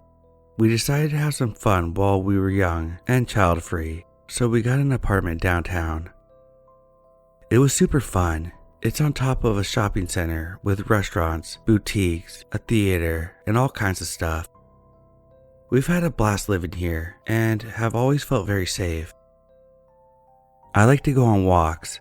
Since the area is so busy, I've always just walked here when I'm alone. I go on a walk about every other day, unless it's winter. Anyway, for 2 years I've seen this older man sitting in the shopping center. He always gave me this really bad feeling, so if I come upon him I try to divert my path. But I felt bad for judging. Said, maybe I'm just paranoid. Maybe he's just old and lonely and wants to be out around people. Well, the other night there was a shooting in the shopping center. It was at around 8 p.m. at night, and I never go out that late by myself, so I didn't even know about it until the next morning. It turns out the same older man had kidnapped a woman in the shopping center at gunpoint, assaulted her, and tried to drive away with her. Her husband drove after them and shot at the guy. She was rescued and he is in jail. He admitted to the police that he's been stalking that shopping center for victims, watching women around there. I cannot tell you how many times in the past 2 years I've crossed paths with this man. How many times I felt guilty for feeling uncomfortable around him. How many times I was right in his path, an easy target. Always trust your gut, always.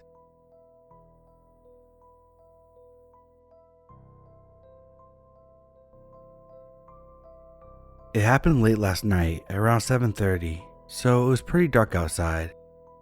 My friend and I, both 22, female, were about 2/3 of the way through our 16-hour drive back from Salem, Massachusetts.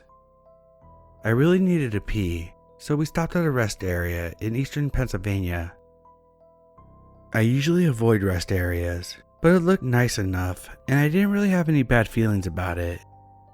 We walked into only one other person inside, who was an older man, probably in his late 60s, standing by the vending machine talking on his phone. We went past him across the room into the bathroom. We were in there for a good 10 to 15 minutes because she wanted to pop a couple pimples. We walked back out laughing at something one of us had said. The man was standing there, but he wasn't on the phone anymore. He stared and smiled at us the entire time it took us to get to the door and exit the rest area. We started running back to the car, which was about 6 parking spaces from the door. We were still laughing, but also a little freaked out. We were about to get back in the car when I remembered that my boyfriend wanted us to check the oil on the way, since it was such a long drive, and the car had been having some slight issues. I considered waiting until next time we needed to stop for gas, but decided to just get it over with. As I was checking the oil, the man from before, along with a slightly younger man we hadn't seen, left the rest area. They both started walking towards us, with the younger one coming head on the sidewalk, and the older one kind of diagonally towards the driver's side of the car. This struck me as odd because there's no other cars past mine. The only cars I could see were on the other side of the lot. My friend and I looked at each other and bolted for the car doors, but then I realized I was still holding the dipstick, so I cursed and we had to run back over and lift the hood back up. We hurried into the car and locked the doors just as they were approaching. We watched the younger man walk slowly past my car, staring in at us with a blank face. He continued walking down the sidewalk for a while, pausing for a second and turning around to come back towards us. The older man, still just smiling, got within a few feet of the driver's side door, then turned and walked past to the other side of the parking lot. I backed out, and once I straightened out the car and started pulling forward to leave the rest area, we saw that he had moved to the middle of the road and was just standing there with the same unnerving smile. But now he was motioning for us to stop. I drove past him because, no way. We watched in the mirrors as both men got into their cars on the other side of the parking lot that was closer to the building. We spent the next couple hours shaking up and babbling about what could have happened. I'm not sure what their intentions were, but there can't be a good reason to approach 2 women like that at a rest area. I tried telling myself maybe they were going to ask us if we needed help with our car troubles, but I was clearly just checking the oil. And it doesn't make sense why the younger man would just walk the complete opposite direction from his car and go so far down the sidewalk. So I'm not really sure.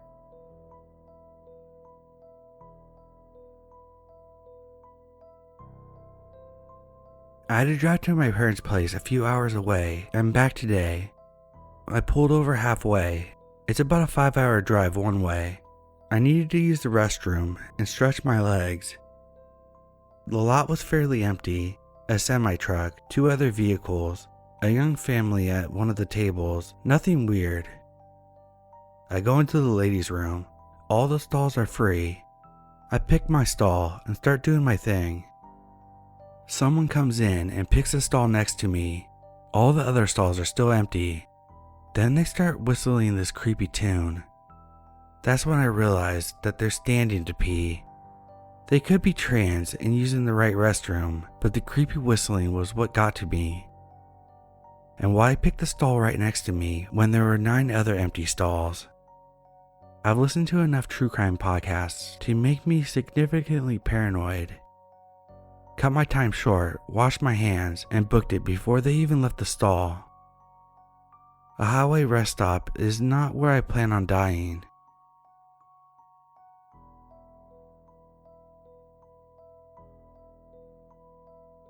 So my grandma and I decided to drive from Illinois to Oklahoma City to visit my dad. We made it there, and I got to see a lot of my family that I had not seen in years. I lived in Oklahoma for 6 years. On the way home, my grandma asked me to pull over at the next rest stop, and I obliged. It was in the middle of a bright spring day. We both got out and headed to the ladies' room. I noticed a guy standing behind a tree just staring. It gave me the creeps, but I didn't give it another thought. My grandma gave me a shout telling me that she was going back to the car. I finished up and headed outside. Creepy guy was still standing behind the tree. I walked a little faster and he started pacing me. I was about to scream when a family came around the corner to use the bathroom. It was enough to make him leave me alone. We got back on the road, and about a mile down there was a roadblock. They were stopping everyone because they were looking for some seriously deranged psychopath. I told them to check the rest stops in hopes that they would catch him. It gives me chills thinking about it today. I was only 21 at the time, but I wasn't naive. I thank that family, even though they didn't even know what happened. So to the psycho at the rest stop in Missouri, I hope we never meet again.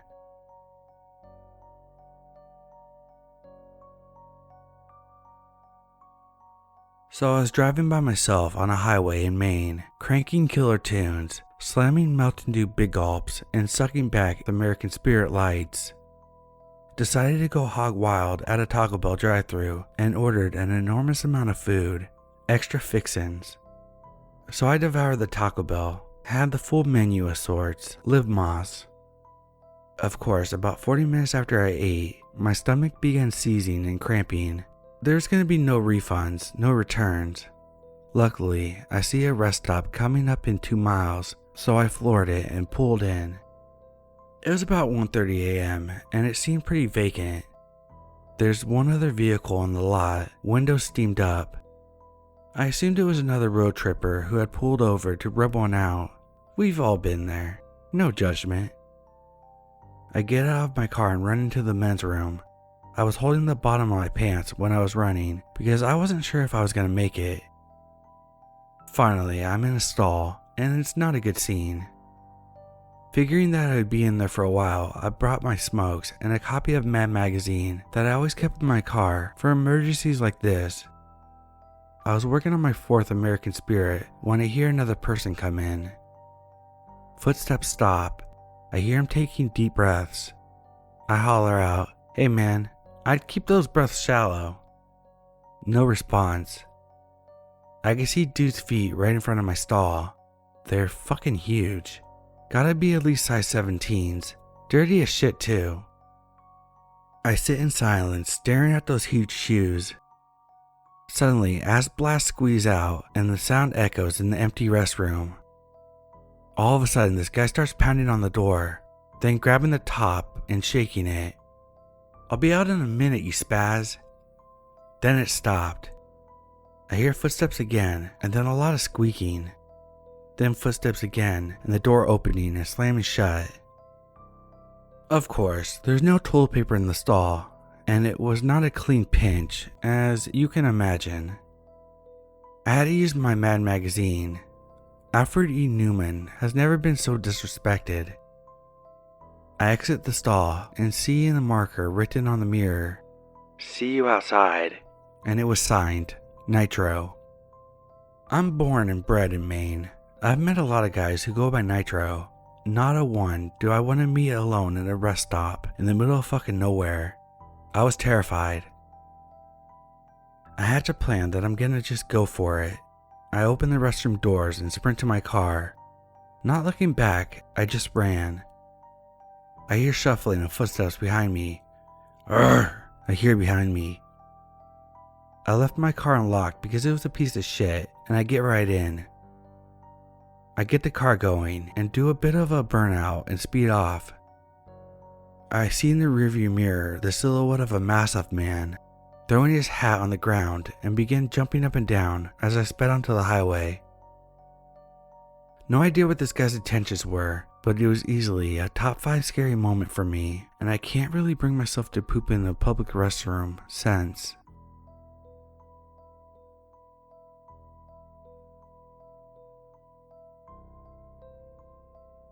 One day we stopped at a rest stop in Florida. I've been to this particular stop several times, and I must note that I've always picked up a creepy vibe from it. Then again, it's a rest stop. What do you expect? Anyways, I got out of the car and walked to the ladies' room.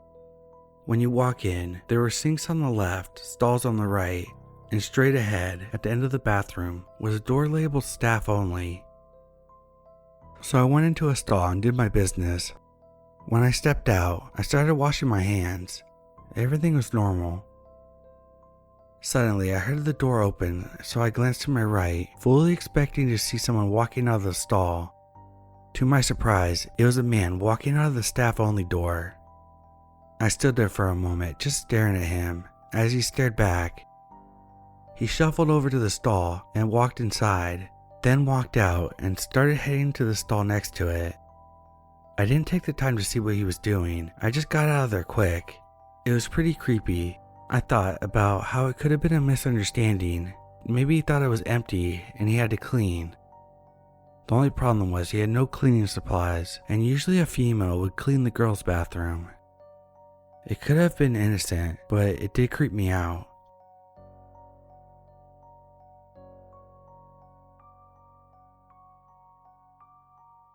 I took in a hitchhiker that turned out to be crazy, as in legit crazy. I won't ever do that anymore, and hopefully my experience will discourage you also. I live in a foreign country, and I don't know about your country's measures against the pandemic, but at the time, we were no longer confined. It happened in September of last year. I was driving from my parents' house to a friend's apartment near our college campus. It was about an hour-and-a-half drive. We had plans to spend the week together after not seeing each other for months. Even though the incident is not related to my friend in any way, it just hit me how dangerous it actually was when I started telling them what happened. I remember one of them saying that this must have been the worst 45-minute drive of my life. I laughed at it back then, but it hits me now how true it was. I left late that day, around 9 p.m., because I remember the sun had already set and I was going to arrive late, which I didn't like. I was used to the road as I often take it. For some context, it was an hour-and-a-half drive, and I would usually stop midway in a McDonald's parking lot to smoke a cigarette before carrying on. This is important for the story. I saw a hitchhiker not long after I left my parents. I had driven about 10 to 15 minutes or so when I saw him at the exit of a roundabout. It was a tall, slender guy with one of those teeny shoulder bags guys wear across their chest.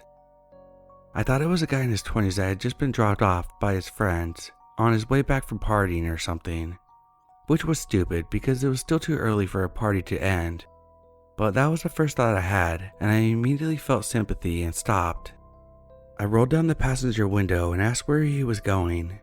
I realized right away that he was way older than I thought, at least in his 30s. He had a really pale face, and the way he looked at me honestly freaked me out. The guy was going in my direction to town where I would stop midway to take a break.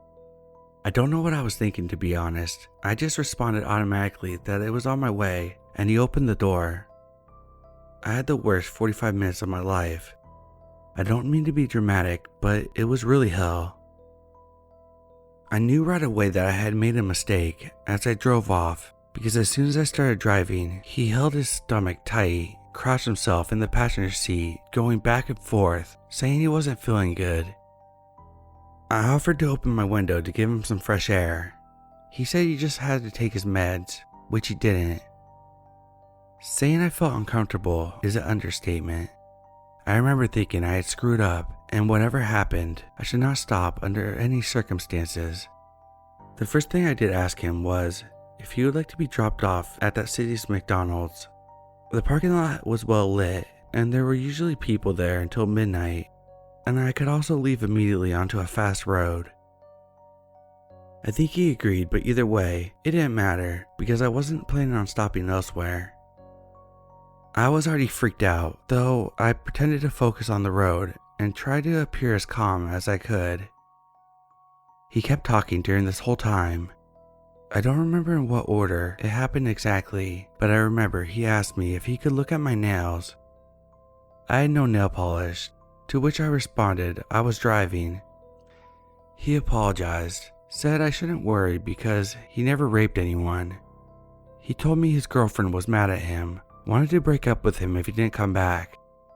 Asked where I was going, what I was planning to do tonight, if I was planning on having a long steaming bath, if I had a boyfriend, how we like to do it.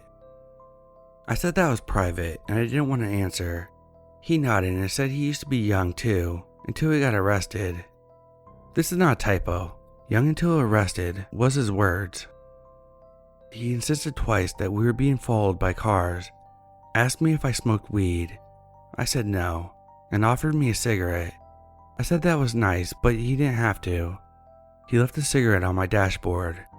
He took out his phone at one point and wanted to show me a picture of him and a picture of his mom, saying she was beautiful. I took a quick glimpse and the freaking thing was broken. Like it had multiple straight black lines, broken pixels, and it was reddish on the left and yellowish on the right, which made the picture really creepy. He got mad at that point because I just took a quick glimpse and he started talking louder, saying I don't give a fuck about what he's saying. I straight up said, I'm listening, I can't watch, I'm driving. He calmed down immediately, said, okay, sorry, and wanted to show me another picture. He asked me if this was my car. I told him it was my parents'. Somehow I didn't want him to think that I was rich or had any kind of money. I lied, saying that I hit a deer last week and that I was trying to focus and pay attention because I didn't want to break my parents' car. I had hoped he would shut up. He didn't. At some point, he was just straight up staring at me, and he muttered, poor thing. He then straightened up and pointed at a road sign in a panic saying, I meant the road sign, poor road sign. Honestly, I think at that point, I was thinking if he ever tried anything, I would crash the car into a tree, because if I could not make it out, neither would he. I'm ashamed to say this, but I didn't get him out of my car that easily. He screamed that his name was Archangel Michael. He asked my name. I gave him a fake one, said something like, Michael, right? And he crashed himself again in panic, going back and forth, saying that I shouldn't know his name. I just said, okay. To be honest, that's the only thing I could say in the end. When we came into the city where he had to stop, he asked me if I could take him to the train station. It was almost 10 p.m., and I knew that there was no trains, no lights, and surely no other cars or human presence. I told him we had said that we would stop at McDonald's. He nodded, yes. He said I was nice, put a coin on the dashboard next to the cigarette. I stopped in the parking lot, but did not park. I just stopped right there in the middle of the way where I felt the most exposed. He just left saying, see you later. And I drove away very fast. Never saw or heard from him again. I hope you'll never take a hitchhiker in. I know I won't ever again.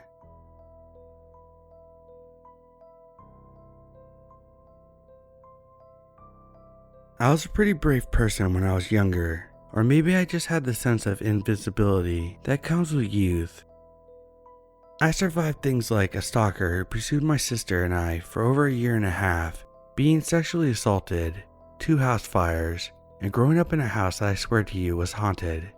Not in that Disney way either. I'm talking torture chamber in the basement and strange things going on.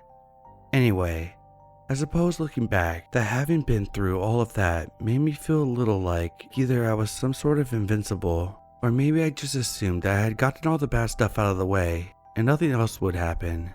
Whatever it was, I learned to know better. When I was 17, I didn't have a driver's license. I walked most places, occasionally catching rides with friends, and, less occasionally, hitchhiking.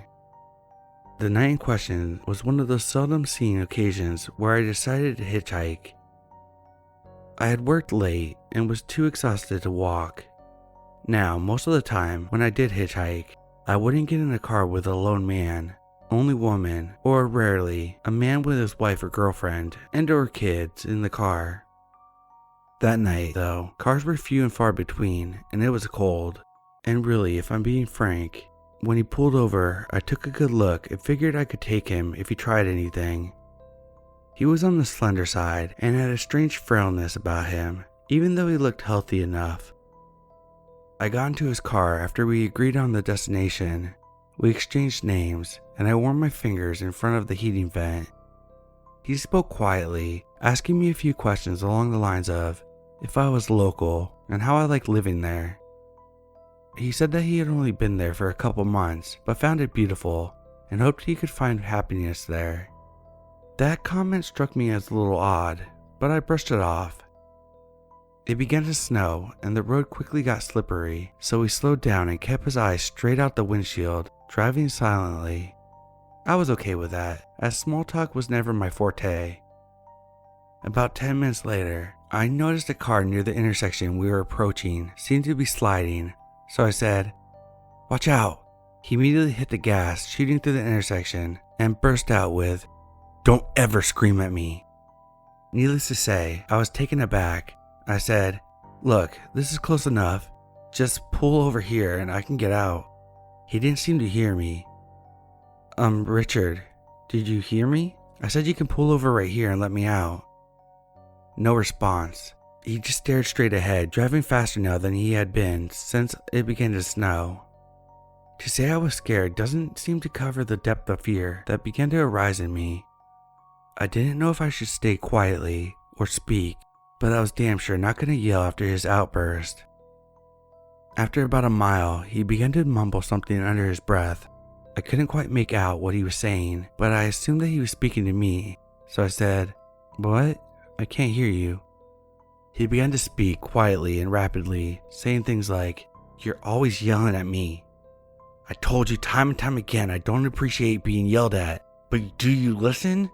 No. Well, I'm done listening to you now. Do you hear that?" I was completely lost. I didn't know what to say in response, or if I should say anything at all. I contemplated just jumping out of the car, but nixed that idea when I realized that the door lock was missing.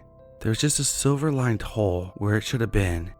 I started to cry and debate with myself about causing an accident by grabbing the wheel and hoping for the best.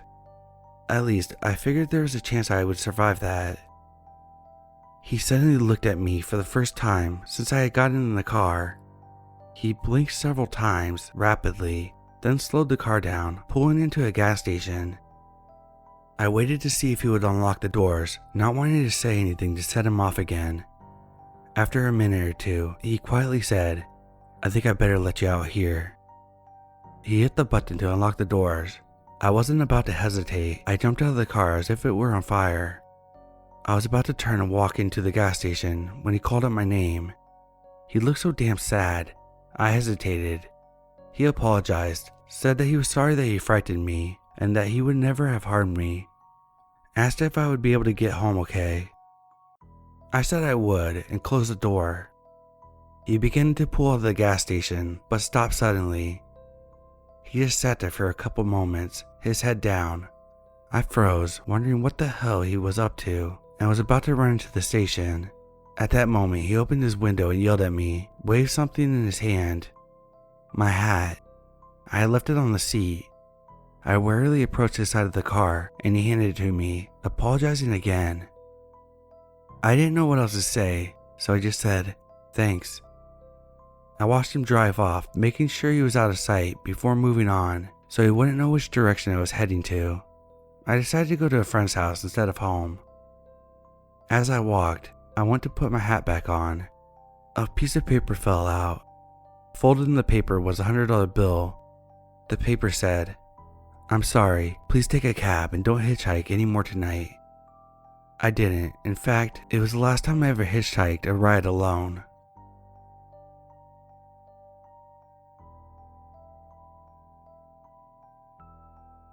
My friend and I decided to drive to Philadelphia to Miami Beach. The car block cracked in North Carolina. This was around 1975. I thought it would be an adventure to hitchhike the rest of the way. I remember waiting all night on a godforsaken stretch of highway in Fayetteville, North Carolina.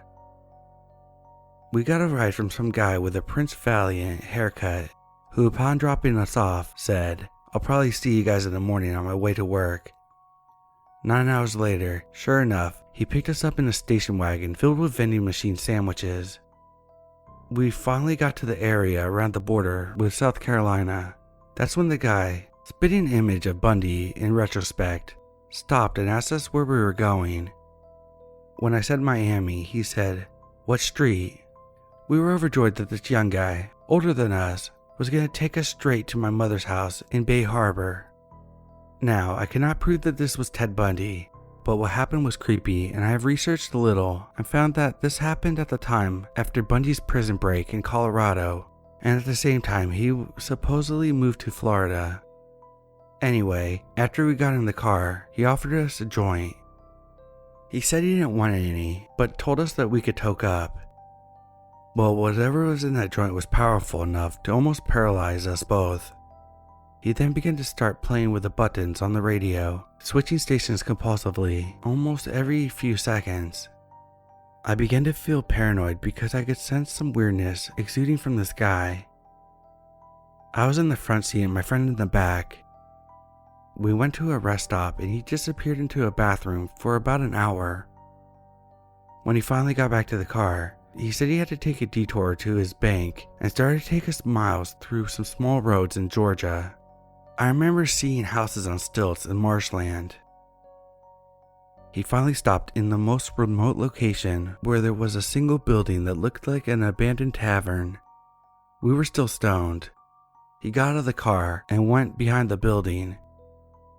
I just remember seeing palm trees and was shocked that palm trees were this far north in Georgia. He got back in the car and had these sunglasses on. I noticed that he seemed short as he walked back to the car. He said he now had to speak with his lawyer and began talking about real estate law and the changes in the law that would allow development in this area.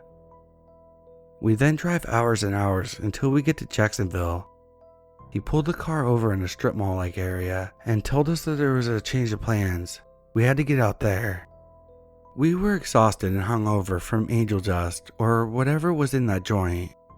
We saw a bus station and took the rest of the way to Miami.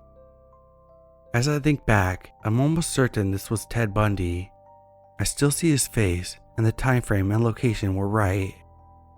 We were 2 men, so I don't think that we were in danger, unless Bundy was considering killing men.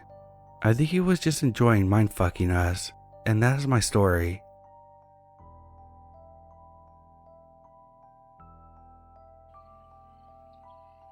On Sunday, my best friend, my boyfriend, and I went camping about 20 miles from where I live. We got there around noon and set up a spot. My boyfriend and I had to sleep in a tent and my best friend in the car. We were having a wonderful day and a good time, drinking and smoking weed and eating lots of good snacks, just dicking around. It got dark and super cold, so we went to the car to warm up for a bit and listen to some music. My boyfriend had a lot of Jameson and some beers and really wanted to take the flashlights and explore the small mountain next to our site. I'm an anxious person, and even more when I'm inebriated, so I'm panicking a bit, but he assures me that it'll be a quick walk, and we had service, so I know I could call or text him. He comes back about 20 minutes later. We got into the tent and he says, "Shit didn't feel right." I asked him what he meant, and he said that he wasn't alone out there. Now, he's had a slew of supernatural experiences throughout his life, so it's not uncommon to hear these things from him. He said we were okay because he talked to him. He just kept repeating, "If we respect his lands, he'll respect us.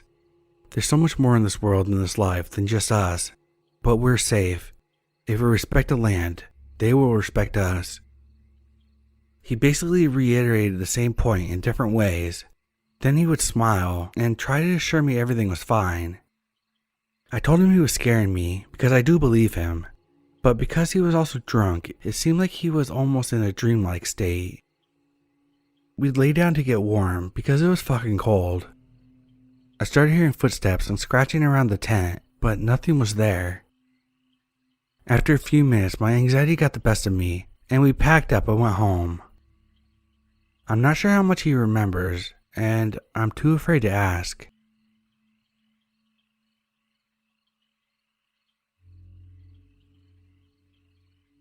My 25-year-old female friend from college told me a harrowing story that happened to her and her friends in high school. She is from Buffalo, New York, and often went on camping trips to local upstate campgrounds. When she was a senior, her and 4 of her friends went to a campsite fitted with rows of cabins on the water that people could rent. As the sun went down, the girls noticed that their neighbors a few cabins down, a group of guys similar in age, were playing music and grooving around the campfire, drinking beers. One of the guys asked them if they wanted to join. When they got over there and started hanging out with the guys, everything seemed completely normal and they were having a fun time. As the night progressed, one of the guys started getting blackout drunk and eventually pulled out a revolver that he said belonged to his dad. He started waving it around and playing with it. This obviously freaked everyone out, his own friends included. Eventually, he started pointing the gun to his head and laughing, while his friends were yelling at him to put it away and how it was not funny. The girls at this point were fairly disturbed and told the guys that they should get back to their cabin and said their goodbyes. When they got back to their cabin, they all talked about how freaky that was and expressed concern for the drunk guy. They then moved on to other topics of conversation and forgot about it for the time being. A few hours later, sometime in the middle of the night, they heard a loud bang coming from the direction of the neighbor's cabin. Shortly after this, a barrage of cop cars showed up on the scene. One officer came to my friend's cabin and started asking them questions about the cabin they visited earlier that night. My friends asked the officer what happened. He explained that the kid had shot himself in the head in front of his friends. They were unable to discern if it was suicide or accidental. My friend to this day still has PTSD over this incident and explained that's why she rarely goes camping anymore.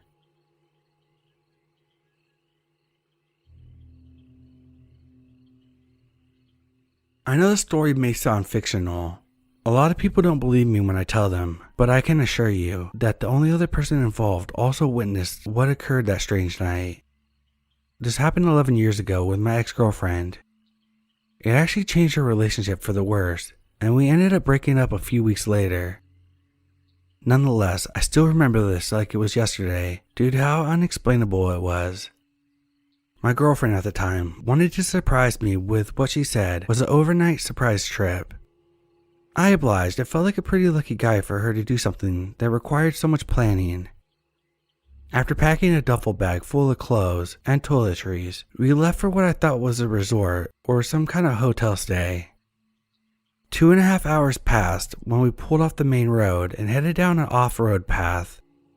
I asked her if this was a camping trip, and she replied, yes. To be honest, I was a little disappointed, as I didn't really like going camping, and not to mention, I wish I would have known to pack my hiking shoes. I didn't complain, of course, because it was still a romantic gesture. 15 minutes on this road, we finally pulled into a camping ground. The first thing I noticed was that there really wasn't anyone around us.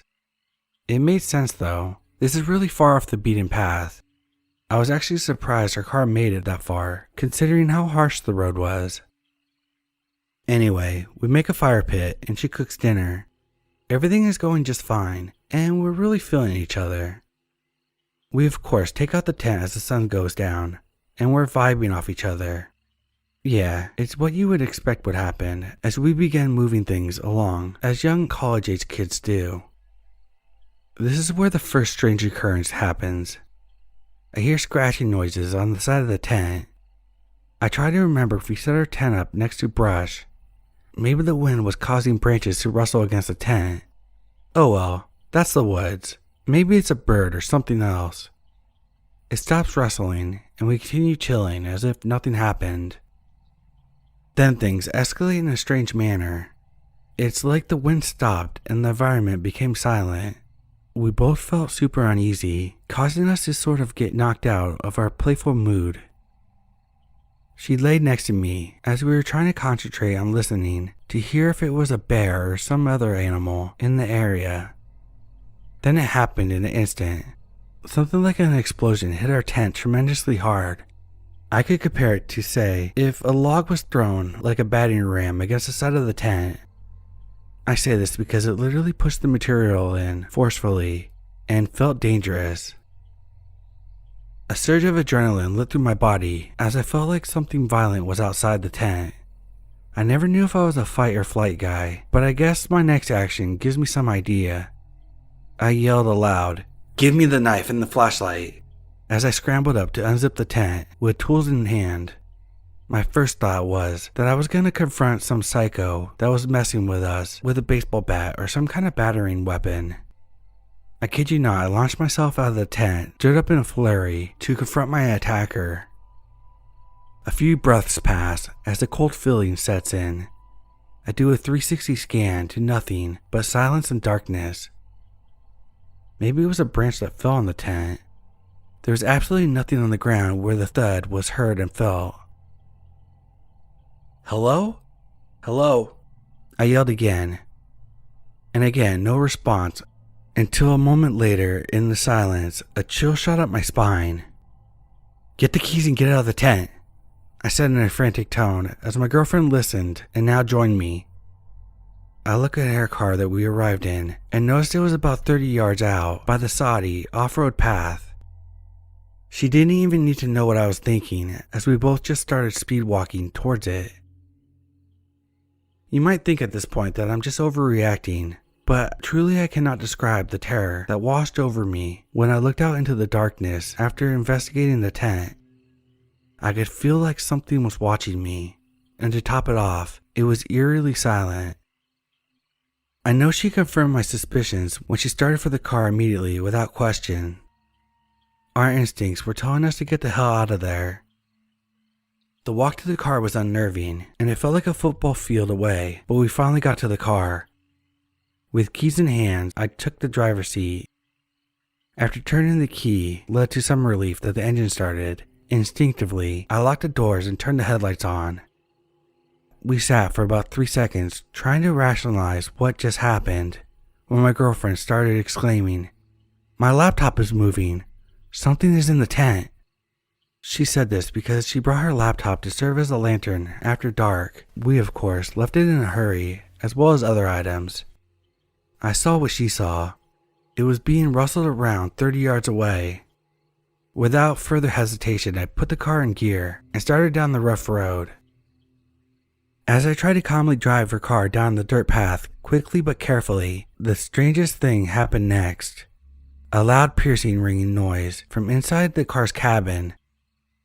I turned the radio on and off. I checked the windows, asked my girlfriend if her car ever made such noises, which she replied, no. I asked her again if she could hear it, as maybe it was just me being under stress, and she said, "Yes, I hear it. I don't know what it is," in a confused, panicked tone. Now, I wanted to write this off as a car problem, but if you were in there with me, you would describe it as some kind of bell continuously ringing. It didn't sound like any car noise I had ever heard. My next instinct, as I grew up a pastor's kid, I just remember praying for about 10 minutes or so as I convinced myself it was something supernatural or demonic. We endured the screech for about 10 grueling minutes, and as to my relief, it ended suddenly. It didn't fade out or just go quiet. The loud ringing literally stopped in an instant. I can't describe the feeling in the car when it stopped. It's so strange to look back and remember that I felt internally that the ordeal was over once the ring stopped. Everything felt normal. The panic, the chills, all of it went away in an instant. We ended up going down a road another 45 minutes and finally stopped at a trucker's diner.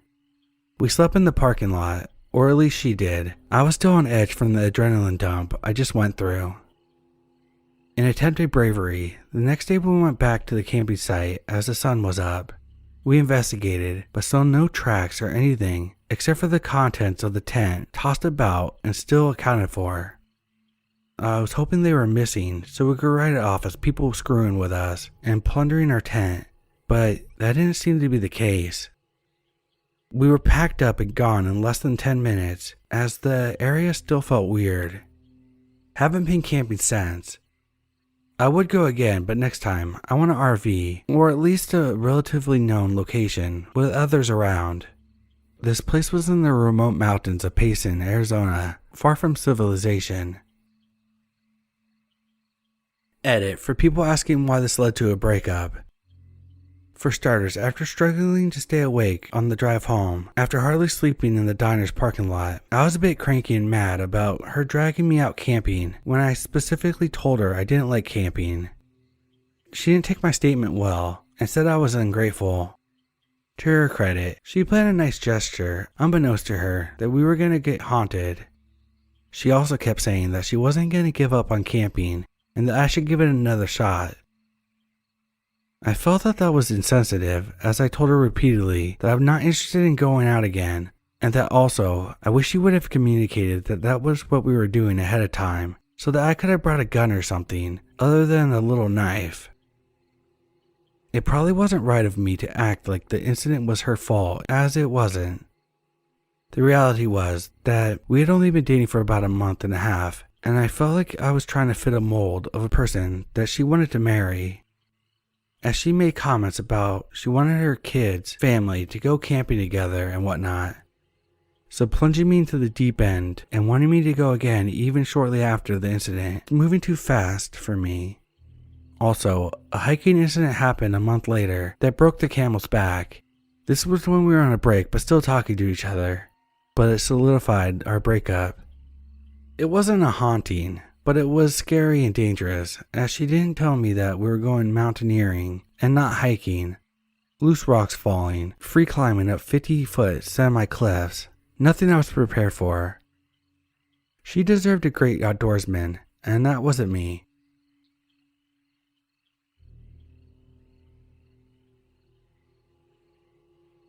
This was about 4 or 5 years ago, back when I lived with my mother in a shed on a farm surrounded by woodland. Our farmland was part of a larger piece of farmland that was split up and sold off. So we did have neighbors, though they were roughly a kilometer away from each other. We loved it because of the privacy. It wasn't like there was nobody nearby that I couldn't go to if I needed help.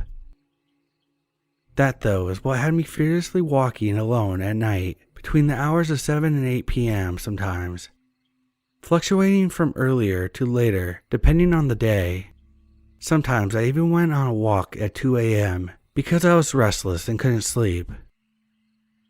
Looking back, this was incredibly stupid, and after this incident, I never walked after 6 p.m. ever again, always making sure there was at least some sunlight left when I set out. The route I always took was a road circuit. The first part was in the open, in front of the other farms, including my own. If anything happened, at least one person would have noticed, and reception was pretty good, so I would have been able to call someone.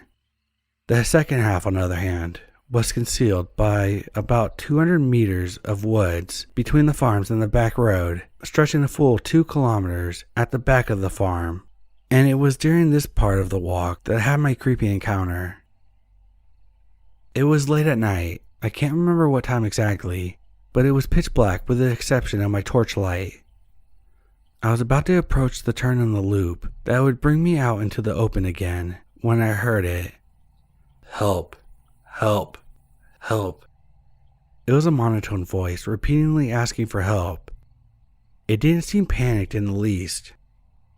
I took my headphones out and turned my music off to make sure I was hearing correctly, but it didn't stop. Help, help. A very stupid part of me almost responded because for some reason my first instinct was, oh no, someone's in trouble, like a naive kid, even though I would have been around 16 or 17 at the time. Of course, my brain kicked in, and I realized that approaching that voice was just about the stupidest thing I could do. So I started quickly backing away. Unfortunately, my cat followed me on the walk and wasn't backing away with me.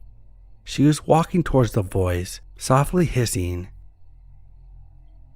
I remember desperately trying to get her to come back towards me without alerting the voice to my presence, just in case it hadn't noticed me yet. But I was getting scared and didn't want to stay there a moment more. So I ran forward, grabbed her, then turned around and bolted it back towards my house. I don't know if it was stupid for me to turn my back to the voice, as I was making so much noise while running that there was no way they didn't know I was there, and I had no way of knowing if they had given chase. I was so fucking terrified the whole time. The image of someone cloaked in the shadows chasing me entered my mind, even though I couldn't hear anyone behind me. I never once slowed down until I was back safe and sound within my house. It doesn't end there though. Despite how terrifying it was, there's still a part of me that was concerned about whoever it was, because what if they really needed help? I asked my mother to drive us to the location, another very stupid decision considering what we found, that being nothing. We called out, but nobody answered. We didn't get out of the car though. Luckily, neither of us were that stupid. We drove home, having seen nothing and no one. But it still bothered me the next morning, so I had my mother drive us over there again, and we searched the immediate area. Nothing. No indication that someone had been there. There was no body, which admittedly was a drastic thing to search for. I don't know if I would prefer this outcome, because at least then I would have had a face to the voice. But no, we found absolutely nothing, and to this day, I have no idea who that voice belonged to, and why they were calling out for help. My mind has naturally come to some chilling conclusions and theories that leave me unable to sleep. Rapist, kidnapper, serial killer, all the classic horror stories, but I guess I'll never really know for sure.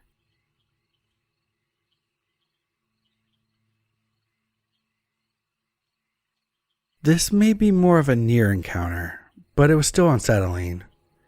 My partner and I decided we were going to go hiking on a trail in a national forest area yesterday. It was a fairly remote area, and we drove a variety of dirt roads to get there. But we were excited to hike during the beautiful times of the year, with the leaves changing.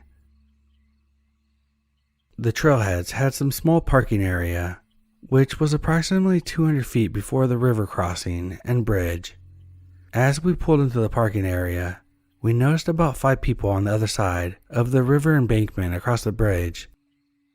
They were all standing there in a neutral stance, spread legs, arms straight out, either facing the direction or the opposite direction, with their feet nearly touching. It was difficult to tell the distance. There's maybe a slight gap in the road for a car to pass through, but they took up most of the road. They were wearing all black, and it looked like they might have had black masks on too, as we couldn't see any color or features indicative of faces. As we pulled into the parking area, my partner and I pondered what was going on over there. We stared at them for about 10 seconds, and we discovered that they were completely motionless, like statues. At this point, both of our guts were raising alarms, and we decided to hightail it out of there. As we drove away, they continued to stand there motionless. Thankfully, no one followed us. We're still trying to figure out what happened there. Was it a hunting group? If so, why weren't they wearing orange?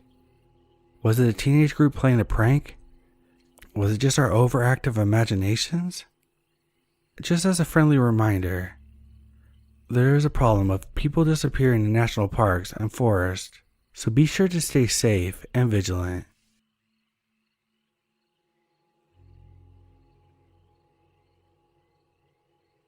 My boyfriend and I camped through California, and we stayed at a campsite near Santa Barbara for 2 nights.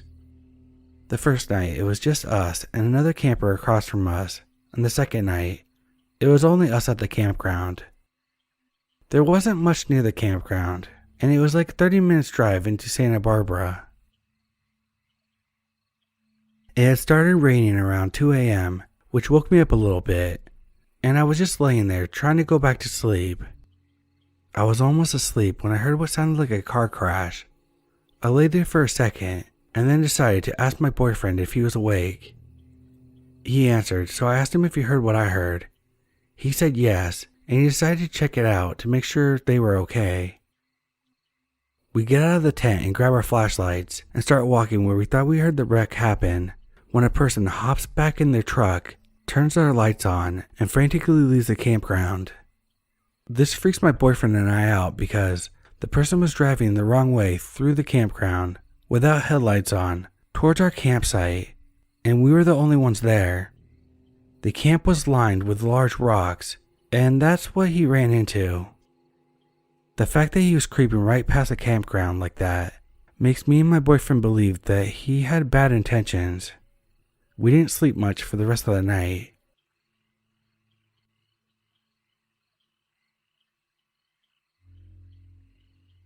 So I live in a cul-de-sac in a suburban neighborhood with a medium-sized wooded area behind my house. My bedroom is literally next to the back sliding glass door, and every night I can hear something large moving around back there. All my cats and dogs are inside, so I know it's not them. It'll be slowly moving around back there, and then stop. I'll say something loudly, and then it'll start up again. Sometimes it will move even faster, which makes me go back inside. I don't believe it's a wolf because I've only had one encounter with one in my 12 years living here. Usually I hear wolves howling at night, but it's always from far away. I've been back in those woods during the day and seen nothing, not even a snake. It only happens in the dead of night. There's a legendary Bigfoot-like creature, known as the Flintville Monster, that has been spotted since it was seen and shot by cops in the 1970s, but that community is several miles away. I don't know what it could be.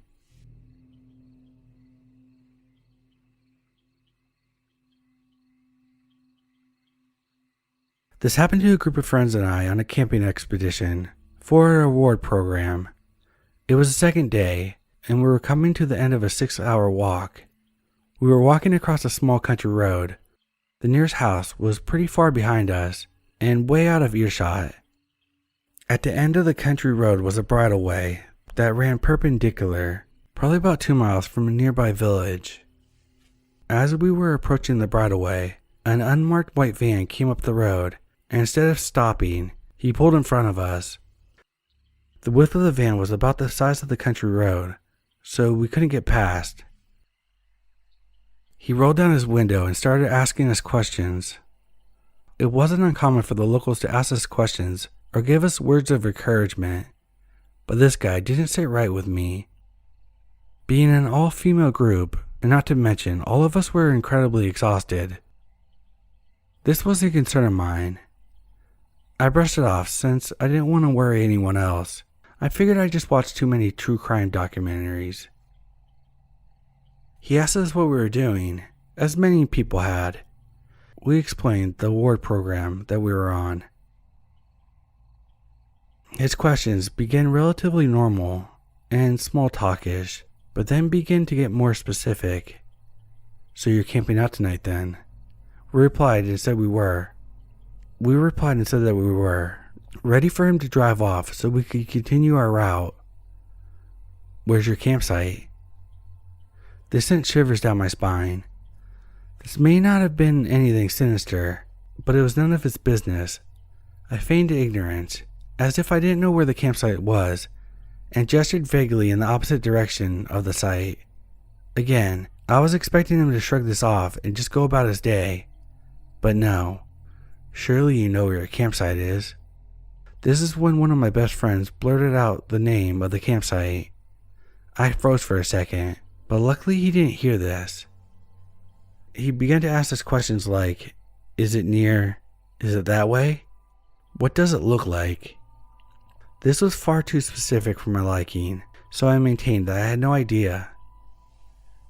Eventually, he began to drive away, looking strangely disappointed, without saying anything. Waited until he was down the road and we continued walking, a little shaken. We made it back to the campsite and reported it to the counselor. I didn't get any sleep that night. Maybe I was overreacting, but I dreaded to think what could have happened.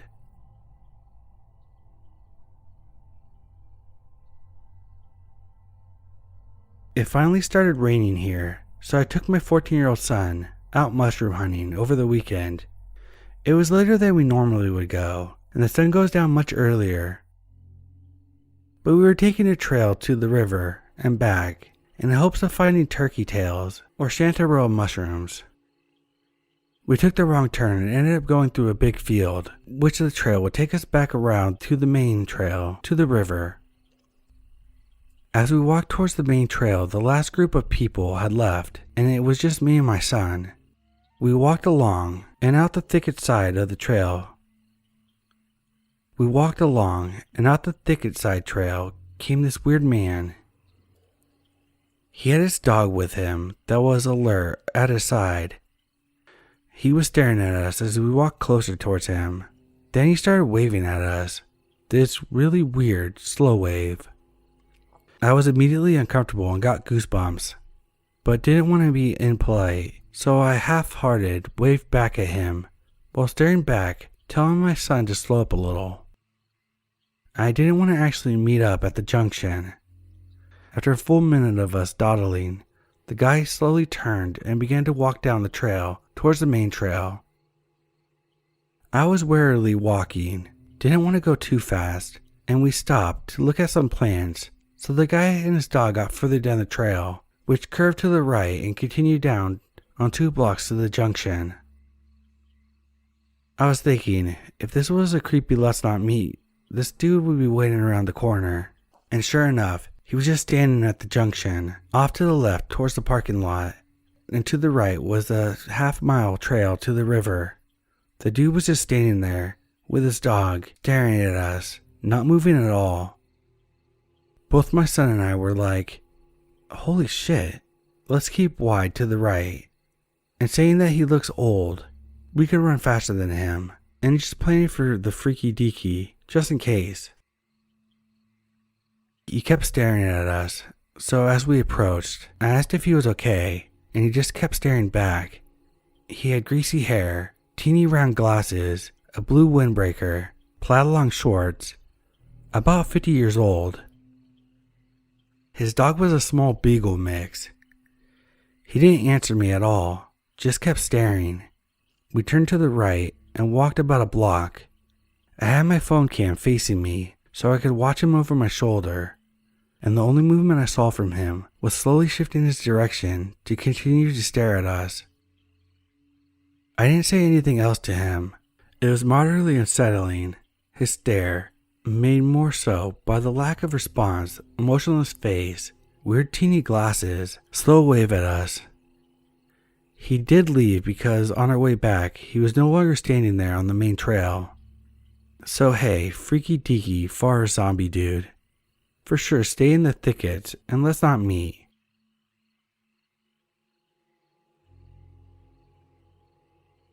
This happened to me today.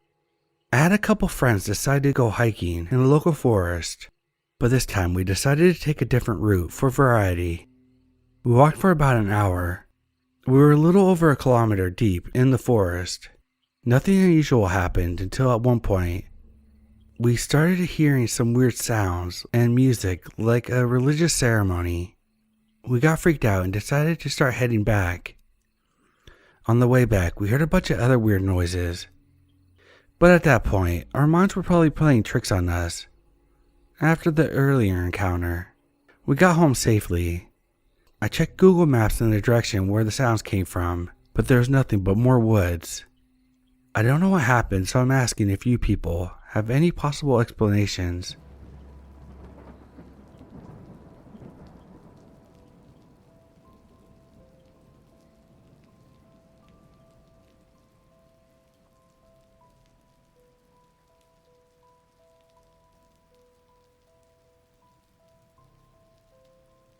Today I got into a Lyft, and the Lyft driver was an older man, probably in his late 50s, maybe 60s.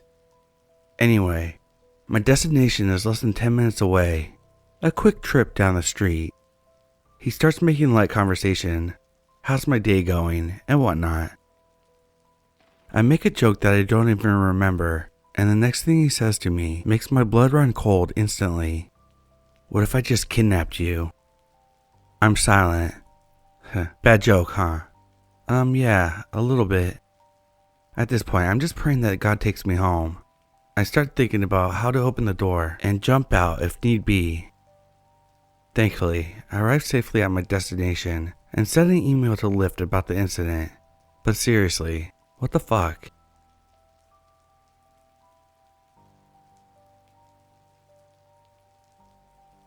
I must start the story by making a disclaimer that I was a little bit high at the time of this event. I had smoked with my boyfriend 2 to 3 hours before, so it was minimal really. With that out of the way, here it goes. I was at my boyfriend's house after a night of cooking and watching movies.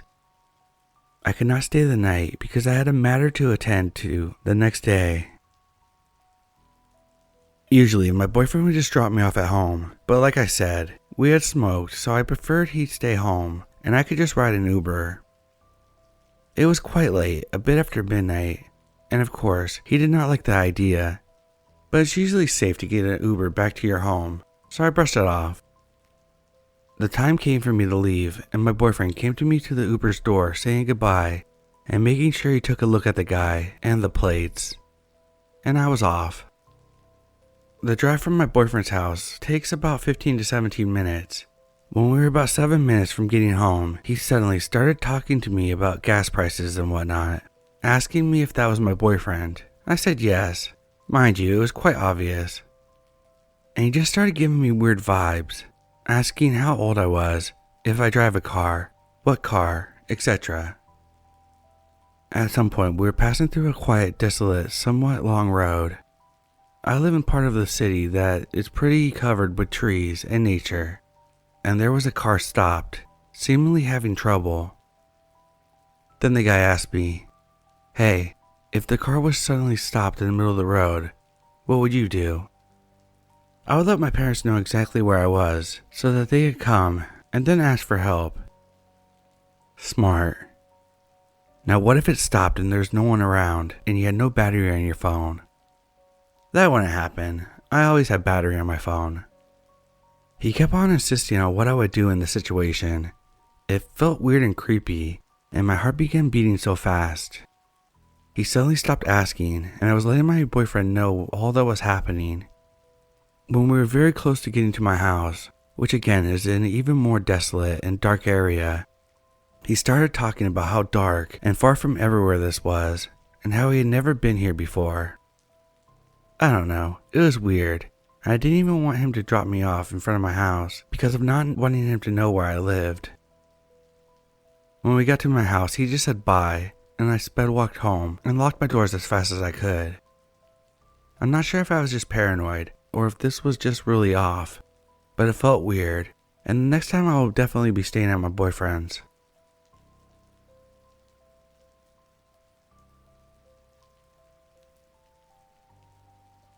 So this all happened a few months ago. It was my friend's birthday party. We had a few drinks. The night went well. But my friend was wasted, so some of his friends took him, and I was waiting outside for a Lyft. Then a car stopped right before me. A man asked me what I was doing. Being a little overly tipsy, I said that I was waiting for my ride. He proceeded to tell me that he's an Uber driver and that his client had just canceled and that he could take me right in. Right then, I started to feel uneasy, but I said it was fine, I'm waiting. He demanded I cancel my trip and get in his car. I'm not dumb. I didn't cancel, but I showed him that the nearest Uber was 8 minutes away and he was right before my eyes, so he was obviously lying. For some reason, he showed me Google Maps as if it would prove anything to me. It just made me even more suspicious. He was being really persistent, but luckily, there was a cop car behind him, so he left. I was relieved for a second, but then 2 minutes later he comes back and I tell him my ride is literally here, and it was cheaper anyway, so I won't take it. He said he would take me for cash. It's illegal for an Uber driver to take cash, so I was pretty sure he had ill intentions. At this point, I just freaked out and thought that he could snatch me at any time now. Then he moved his upper body closer to me, as if he was trying to pull me. I was gonna fight back, but I wasn't really prepared to. Some group, my friends I guess, asked me if I was okay and if he was bothering me. Right then, I explained to them everything, and they started yelling at him. He said things like, "I didn't do anything to her," and argued with them some more, then left. They stayed with me until my ride was there, and even checked the plate number and stuff. Needless to say, I was pretty shocked, and thankful that I wasn't more drunk than I was. Also thankful that they saved me from the situation, because I don't know where I would have ended up.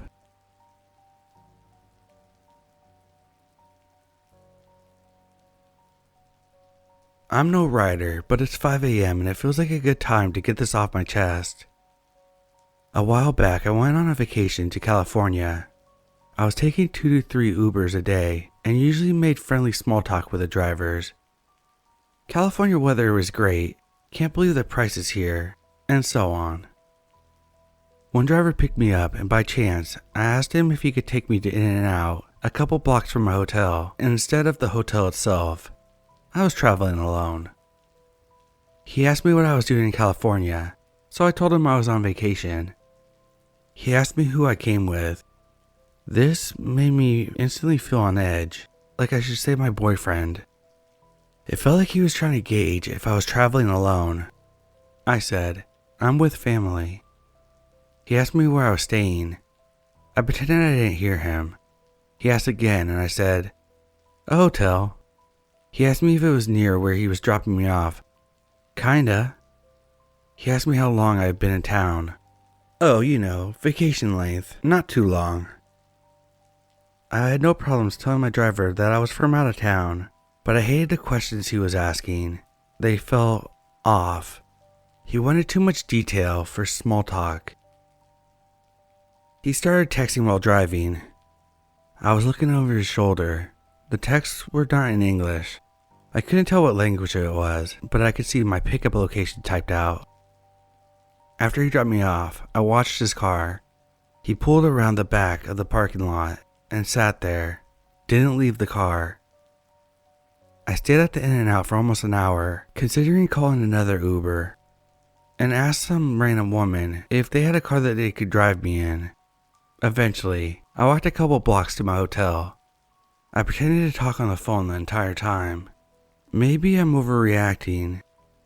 The reason I walked back was because I convinced myself I was being judgmental, and maybe it was just being friendly.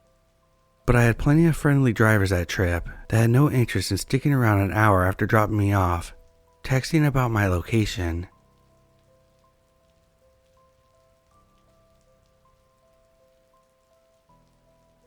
This story happened about 5 years ago, back when I was still driving for Uber. I was driving back from Dallas after dropping a passenger in Ennis, Texas. It was a long trip, and I was happy to make such a large amount of money for such a long trip. Ennis is about 50 miles south of Dallas, but I wasn't expecting to make anything on the way back. It's a risk you take when you drive for Uber. You might end up deadheading back. Nevertheless, I kept the app on just in case I got a ride. Uber allowed drivers to set their destinations and only accept rides as long as they're on the route or that ends up closer to your destination. About 20 minutes into my drive back, much to my surprise, I suddenly got a ping to pick up a woman named Sarah in Ferris, Texas. Ferris is about 40 miles from Dallas. I went to pick up the passenger and discovered that it was a young lady who appeared to be around 18 to 22 years old. The pickup spot was in front of the Ferris City Hall. That was kind of weird because it was Sunday and the whole town was basically closed. The young lady was standing at the curb in front of the city hall, with no one else around as far as the eyes can see. There were no houses or buildings or anything. She was standing there by herself, wearing a t-shirt and blue jean shorts, holding a duffel bag. The young lady got in my car, and I confirmed that she was Sarah. Her destination was DFW International Airport. I confirmed the destination and set off to drop her off there. When I got to the airport, I quickly noticed that the map was directing me to the corporate headquarters of the international airport, not an actual gate. I asked Sarah if she had a terminal, airline, or gate information. She said, "Oh, any of them." I said, "What? What do you mean?" She said, "Just drop me off at the ticket counter." "Ma'am, what airline? What terminal? Where do you have reservations?" "Oh, it doesn't matter. I haven't got my ticket yet." I again said, "Well, ma'am, you have to have a reservation, right? What airline and what terminal?" "No, I don't know where I'm going yet." "They take cash, right?" "I don't know. I mean, I need a place to drop you off. The airport is huge. There are dozens of airlines and about 6 terminals." She finally just said to drop her off in front of the hotel's airport that is empty inside of the airport, and she got out and walked off. Perplexed by the weirdness of this ordeal, on the way out, I flagged down an airport police officer and told him the whole story and told him where I dropped her off. He said he would check it out. This was 5 years ago. I never did find out what the heck that was all about. Mind raced for possibilities. Was it human trafficking? Then why did she take the money and run? She didn't seem to be running from anyone though. Was she running away from home? If so, she seemed rather old for it. She appeared to be at least 18 and closer to 22. Escaping from an abusive husband? Maybe, but she didn't have a destination in mind. Drug mule? Several people suggested that to me. If so, why wouldn't she know where she was going? And if she's running from anything bad, why didn't she have me drop her off at the nearest police department? Anyway, that's my odd story. Any thoughts?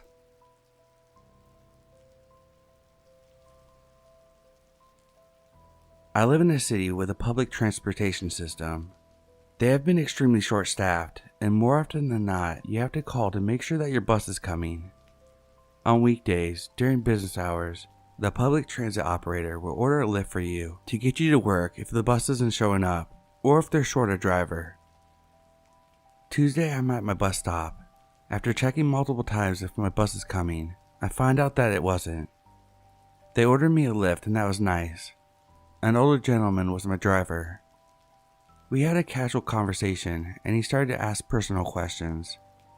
I'm a bartender and I'm super friendly already, so I didn't think his questions were ill-intended. I told him I'm not married and that I'm pretty much a loner, that I basically go to work and then home and spend time with my family. He says, "I'd marry you in a heartbeat." Again, I'm just thinking he's being funny or nice. I asked him to drop me off at the downtown grocery so that I could pick up some things I needed for work. When we stopped, he said he was joking and that he was married and had a son my age. He asked if I was interested in maybe meeting him. Since I have a terrible track record, I figured it wouldn't hurt meeting someone out of my circle and comfort zone, and gave the man my number and we parted ways. The next morning, he texted me and asked me if I needed a ride to work. I told him that he didn't have to do that and that I was sure that my bus was running. He said it would be his pleasure and that he would pick me up at my house around 3 p.m. Then about an hour later, he asked if I wanted to have lunch with him before work. I told him that I was already busy and that I couldn't do that. He said okay, see you at 3. He showed up at 3 and lets me know that he's outside. While I'm finishing getting my things together, I open the door and he starts walking up the stairs to my house. I told him I was ready and we could head downtown. When I get in the back seat, he turns around and says he has a confession. He told me from the time I took off my mask, his heart danced like a butterfly. He said he hasn't been able to stop thinking about me since the day before, and that he wanted to spend time with me, and that he'd pay for my time if I spent a day with him. That's when I started feeling super uncomfortable. The whole ride was making me cringe, but I know when you're in a situation like that with a predator, playing nice is safer than freaking out.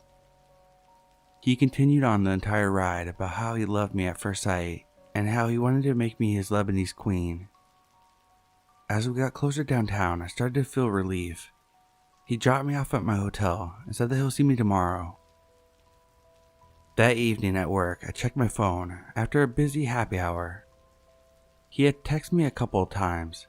He sent me a picture of the hotel and said that he would wait for me to get off work to give me a ride home. I told him I already have a ride, but thank you anyways. Fast forward to Thursday morning. I'm out running errands with my mom and sister. He texts me, "How early can I come pick you up? Because I can't stop thinking about you." I asked him to please stop and that I was with my family.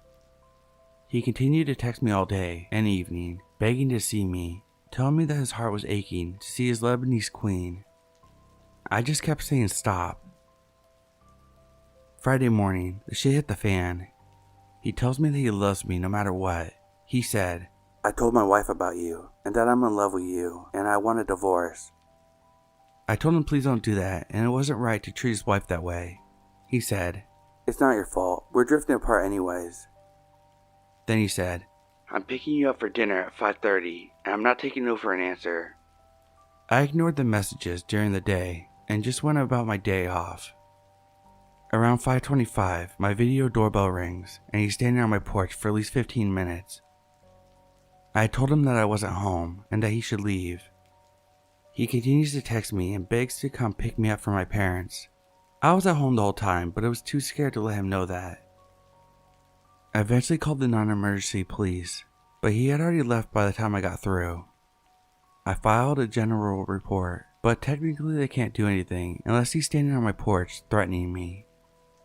They advised me to report it through Lyft though, so I did. Haven't heard anything since, but that shit was just creepy as fuck. Come on, open up, please. Be sweet.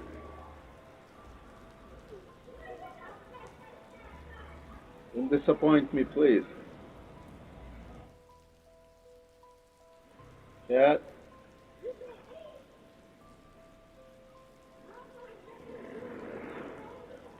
Come on, hon, please open up. I know you're in there.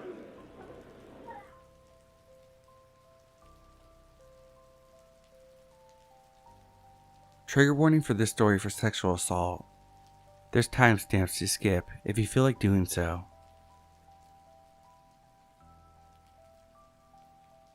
Firstly, for reference, I was a 17-year-old female at the time of the story. Okay, so about 3 years ago, I went on holiday with my boyfriend and his family. Long hot days at the beach, exploring the cities, swimming in the ocean. But I'm thinking of one particular night. My boyfriend and I had hung out with his stepsister most of the holiday. She was a year younger than us and likes getting drunk. Despite the fact that she annoyed us by following us all the time, we still hung out with her. So this one night, she suggests we go and find a club. I state that her and I are not old enough and only my boyfriend could get in, but nonetheless, we were walking to the other side of the island to go to this club. We're all pretty drunk. I fell over several times during this journey. So we finally get to the club, only to see all the people leaving it. We hadn't realized that it was 2 a.m. and it looks like the club had just closed. A bit disappointed, we look to a McDonald's and I suggest that we refuel there. I go inside and order, but tell my boyfriend and the stepsister that I need some air. I go outside for a cigarette.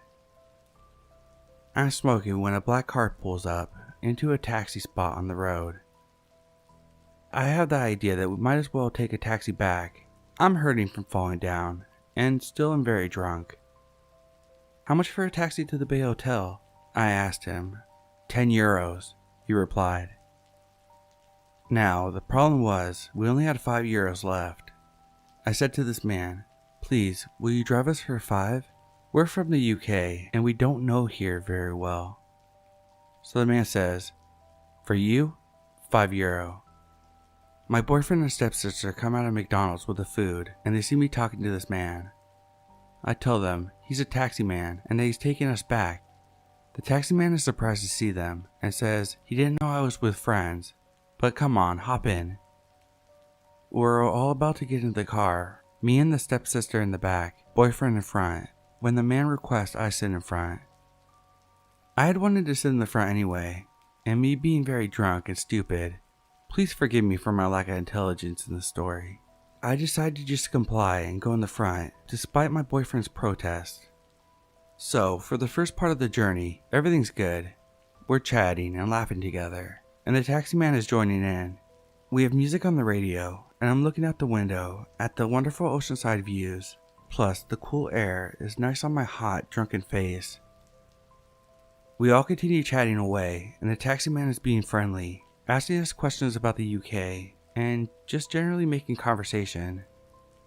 We all continue laughing and chatting away, and he takes my hand. His right hand is on the wheel. Bear in mind, this man is probably in his 50s, very chatty, so I thought nothing of it. He was just being friendly. Throughout our conversation, he's holding my hand every now and then. I'm starting to feel a little uncomfortable, but shrug it off, but it progresses. He placed my hand on his thighs, holding it tight in his hand. I move over on my seat away from him, but he keeps my hand there. I turned around and see the stepsister. She mouths, "Are you okay?" I nod because the man had now let go of my hand. She then whispers something to my boyfriend, and they go quiet for a minute. Seeing as he let go, the conversation continues. I can see that we're getting closer to our hotel, and I'm wishing for us to be there quickly. The man takes my hand again. This time he places it on my thigh. He's holding my hand tightly. I'm very vulnerable at this point. I'm wearing a short, tight vest dress. I immediately clamp my legs together. I am now silent. I froze. My boyfriend notices and says, "Mate, take your hands off her now." The man laughs and says, "Friendly, I'm being friendly." He continues to keep his hand on my thigh. At this point, my boyfriend and her are telling him to stop it and pull over, but he just says that we are close to the hotel now. I feel sick. The alcohol is creeping up my stomach and throat. The man is still grasping my hand, and he moves further at my thigh. I'm completely stiff at this point, knowing that if I even let my legs relax, even in the slightest, things would escalate. But they did anyway. He guided my hand up, and with one of his fingers he touched me. I don't need to say where, because you already know. I stare out the window and I'm begging for the car to stop, and luckily it does. I jump out of the car, and my boyfriend and her are looking at me. He touched me. My boyfriend races over to the driver's window, shouting and screaming at him, but the man speeds off very fast, and as he does, my boyfriend kicks his number plate, and we see it dent. We go back into the hotel, and needless to say, I drink more. The next morning we are going on a boat trip, and my boyfriend's family are asking if I'm okay after hearing what happened. I said yes, because it's true. It's over now. Could have gone a lot worse, and I hope I'll never see him again. We leave the hotel lobby, and that's when I see them. Taxis, white, taxi signs on top of them, pulled into the taxi ranks, and I head over to one. "Excuse me," I say to the taxi man. "Are all the taxis white here?" "Yes," he says. "The only taxi colors are white, with the sign on the top." I feel my insides churning. So let me reiterate this. A 50-year-old man thought me, a 17-year-old, was alone and pretended to be a taxi service to get me in the car. Creepy taxi predator. Please let's not meet again.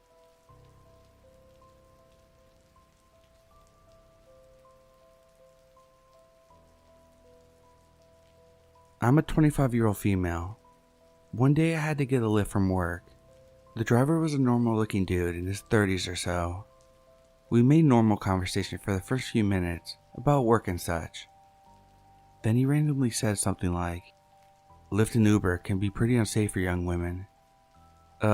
Instant alarm bells. And how he said it, trying to pass it off in a normal conversation tone, but still could hear the creepiness behind it. He started driving really fast, and I got even more freaked, but tried not to give him the satisfaction of showing it. He started going on a tirade about other female riders that he had had, and how they were stupid for forgetting stuff, or how they were chatty about dumb stuff like makeup, and that I seemed smart and friendly and different. He seemed like he was trying to hide his anger for women in general.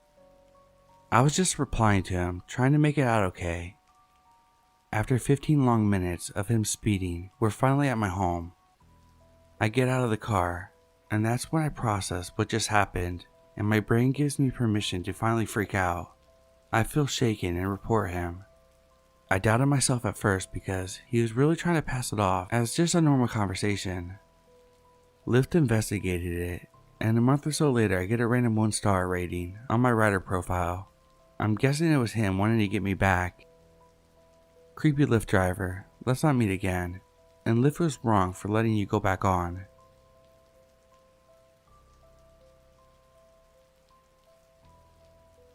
I'm a 32-year-old female. I was in an Uber last night, and I admit, I was quite drunk as I had a few beers. I ordered an Uber, then climbed in when the driver arrived. As I was quite drunk, I sort of dozed off a bit. However, I then noticed that we were going the wrong way. Not that he turned down a different road, but he was driving in the opposite direction. I started to freak out, and he basically laughed at me and was like, "I'm trying to get you home. I'm not going to charge you more." And then he turned his car around. It should have been about a 10-minute trip, but took a half an hour. Honestly, if I hadn't noticed then, where the fuck was he going? As a woman, it really creeps me out. I'm gonna put a complaint into Uber, but honestly, I'm not expecting any outcome from it. This was the first time I ever felt unsafe from an Uber ride.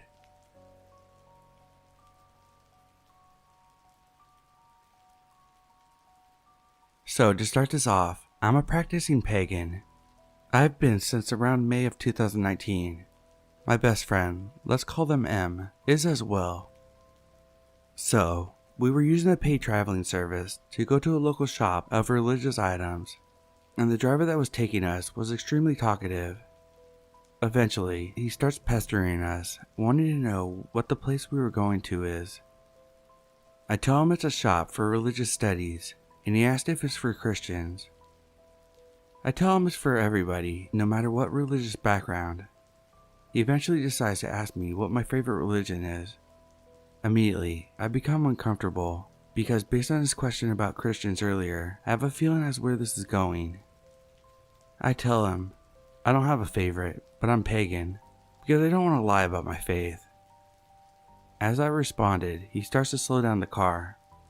We're on a very quiet street, so small that the road itself was made out of red bricks, rather than tar. He then asks, "So you don't believe in my Lord and Savior Jesus Christ?" My heart was literally thumping. Every single alarm I have is blaring, telling me that Em and I need to get the hell out of this car.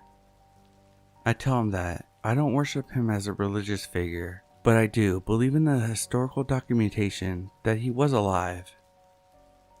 He begins to turn his head, and I can just see Em in the seat next to me, internally freaking the hell out.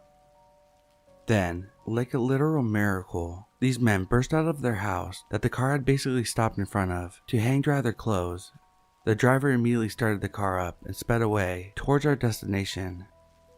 As we pulled up, he began to ask us how long we were going to take in the store. He told us, "I could just take you back home, so you won't have to pay for another ride." But we told him that it would be more than likely a few hours until we finished up.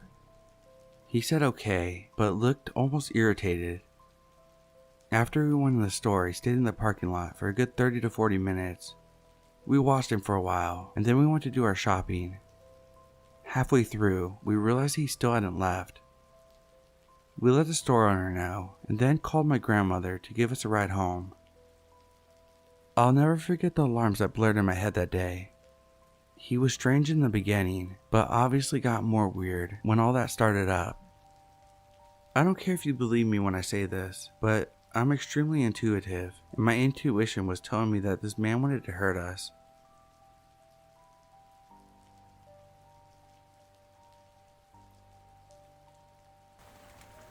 I was in the bathroom getting ready to shower when suddenly I got a call from a private number. I decided to pick it up and be goofy. I started off by saying, "Customer service, how may I help?"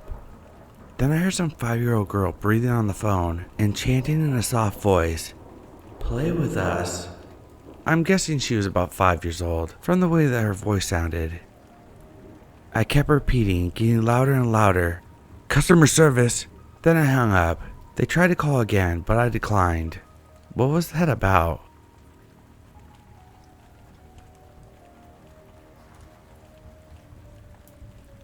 I got a phone call from a number I didn't recognize today, and it sent shivers down my spine for hours. I was talking to my dad, just a normal father-daughter conversation, when I got a call from a number I didn't recognize and told my dad to let me take it. I answered the call expecting either a car warranty scam or one of my contacts calling from a different number. I, however, was definitely not expecting to answer to hear a bunch of people singing happy birthday to me. It sounded like there was at least 20 people in whatever room they were calling from. It was really weird and definitely not my birthday. I was about to hang up thinking it was a scam call. That was until I heard them saying my name. You know, like the song goes, "Happy birthday to." I was not expecting that. There was about 5 to 10 seconds of just silence between the lines until they started laughing really loudly. I think the worst part was the laughing didn't sound happy. They sounded tortured and manic. I will never answer calls from numbers I don't recognize again.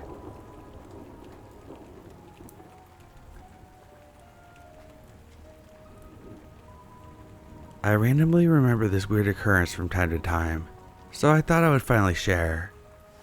I think I was somewhere in the age of 7 to 9 at the time, so it was in the late 80s. I lived with my parents on a busy 3 street in a Maryland suburb sandwiched between West Virginia and Pennsylvania, and as I recall, it was a nice day because my mom was outside washing her car right in front of the house. I think my dad may have been at work. Anyway, I was watching TV in our living room when the phone rang. As a kid, I had no issue with answering, so I muted the TV and did so. On the other side, I heard a man's voice. He never said hello. Instead, he immediately asked me how old I was. I think I told him, mainly because young kids can be a little stupid due to the lack of experience, and I honestly thought maybe it was someone calling my dad. They then asked, "Are you home alone?" And I said, "No, my mom is outside washing the car." I heard him go, as if he was considering that. There was a beat of silence, and I remember I suddenly started to feel super uncomfortable. As an adult, I can look back and rationalize it as my intuition telling me that this guy was bad news. But as a kid, all I knew is I didn't really want to be on the phone with him anymore. So I said, "Let me go get my mom for you." I put down the phone on the table, and I could hear the guy yell, "No, wait." I ran outside and told my mom that there was a man on the phone who asked how old I was and if I was by myself. My mom turned off the hose and ran inside, but when she picked up the phone, the line was dead. She asked if I told him anything, and was visibly relieved when I said no. Funny, she passed away last year, and I don't think I ever brought this incident up to her as an adult, but I've never forgotten it. It makes me wonder if he knew where I lived or had seen my family before and looked up the number somehow. I still get creeped out when I think about it too much.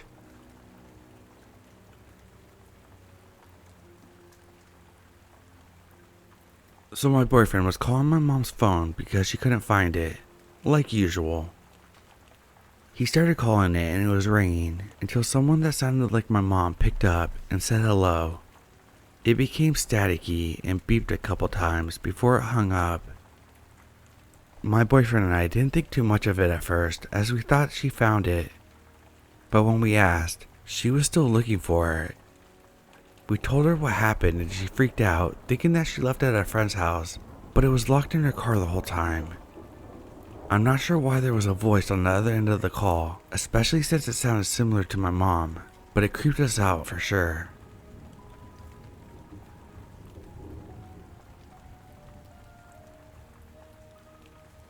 I know pretty much everyone has one. Here's mine. When I was a teenager, there was, I guess, a rumor or urban legend that the payphone outside the doors of our local mall would ring repeatedly all night on Friday nights. Supposedly, if you answered it, it was just someone saying, "Hello? Hello? Hello?" and acting confused over and over in a slightly muffled voice. I heard people talking about it, but never experienced it for myself. One Friday night, I was about 15. My friends and I were at the mall, and the payphone did actually start ringing. I picked it up, and it was exactly what we heard. Someone saying hello, just as described. I passed the phone to my friends so they could hear it too. Is someone just messing with local kids? Probably. But to think that someone's dedicated hours of every Friday night for years is still weird to me.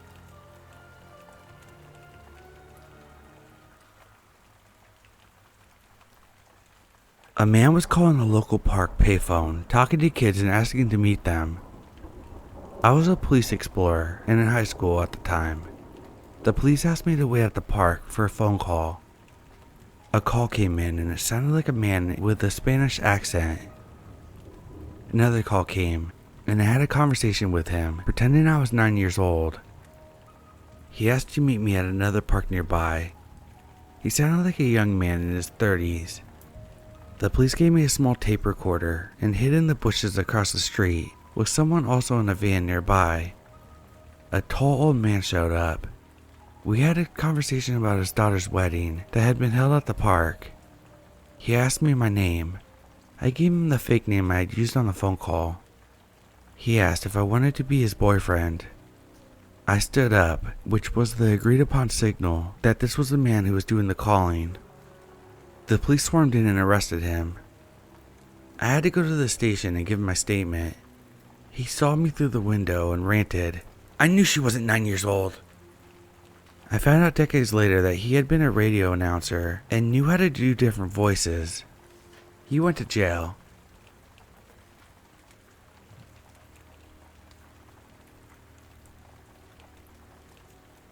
A long lifetime ago, the mid-1970s, when I was about 14 years old, I'm a female. I was at a mall arcade, just horsing around, playing games and riding on the bumper cars. The mall was 2 cities away from where I lived, in the suburbs of a metropolitan area.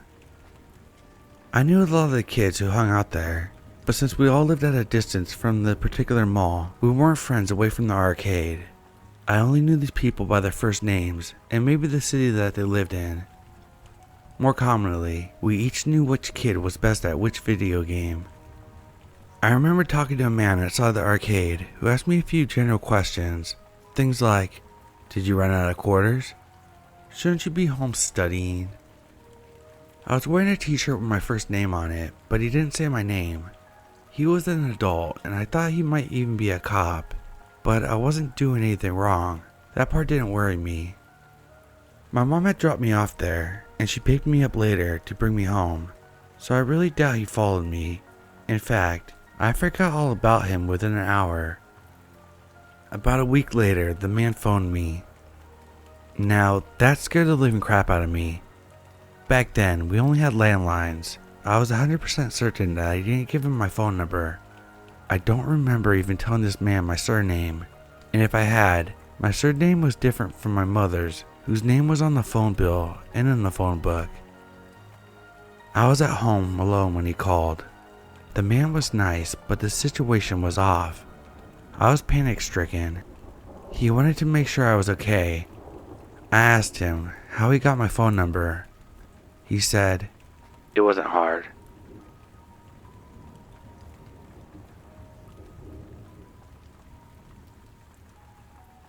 My creepy phone encounter was more recent. My husband passed away from complications of kidney failure in 2010. I'm assuming his info was sold after his passing or something, because within months of his death, I started getting what seemed like telemarketers calling about changing dialysis supplies and getting his supplies through them. Well, 1. I didn't need dialysis supplies. I had never bought them. My husband had got them through the doctor and the pharmacy. My number had only been my husband's emergency contact. Why call me? All the calls seemed to be from India. I'm in the US. I tried to shut the calls down. Eventually, the calls eased up, but I still got at least one call every weekday. These were very irritating, but I eventually realized that they always seemed to be the same caller. Male voice, same accent, same cadence, and he even seemed to remember what I said on the other calls. I was getting weirded out. I was still sure that the calls were coming from India. I seriously dreaded my phone ringing. I was tense every day. One day I answered, and it was him, again. After his spiel, I asked, "Why do you continue to bother me? I've said no 5 days a week for a year now." This was nearly 5 years after the first call started. His answer chilled me and confirmed my suspicions that I was talking to one man. He said, "I like bothering you. I like calling you. I will continue to call you every day." It might sound silly, but I freaked out. I knew he had to be in India. He couldn't be in my rural teeny town, but it freaked me the hell out. I couldn't block his number. I would have done that years before. They used one of those random phone number generators. I was trying to operate a business at the time and couldn't afford to ignore numbers I didn't know either. I did the only thing I could. It was a hassle due to my business connections. I called my phone provider and changed my phone number 1 hour after the man admitted that he, alone, called me daily. I have a story of something that terrified me as a young kid, and until today, I hadn't told anyone. When I was a kid, around 7 or 8, I picked up the habit of getting on the phone and listening in on phone calls of other people. My parents had just got one of those new cordless phones, and my sister and I were allowed to each have one in our rooms. I would occasionally listen to my sister's calls of gossip or my mom talking to her friends. Normally, I would pick up right after the call was answered and would immediately mute the phone. Most of the time I became bored and would get right back to playing Nintendo 64. It was the excitement of no one knowing I was there that made it fun, at least until the night that I felt someone knew I was there, and that's when I stopped doing it. It was a weeknight during the summer, around midnight. I hadn't been able to sleep, so I was quietly playing video games in the dark with the sound off. The phone rang and I immediately got excited. Who would be calling this late and for what reason? I waited till the ringer stopped and I immediately picked up the phone and muted it. I heard my dad saying, No, I think you have the wrong number." The guy responds, "Nah man, let me talk to Chris." My dad kept insisting, "You have the wrong number. No one lives here by that name. Please do not call back." My dad hangs up the phone, but I stay on. I then hear loud breathing for a couple seconds, followed by him saying, "I'm gonna kill you. I'm gonna fucking kill you." Then hung up. It's like he sensed that someone was still listening on the line. I never understood why originally normal sounding guy who was looking to talk to a friend would oddly say that on the phone and in that tone of voice. That night I didn't sleep and I quickly turned off the TV so that it wouldn't shine through the window and draw attention. After this, I no longer picked up the phone to listen in. So creepy guy who called and told me that he was going to kill me, let's never meet.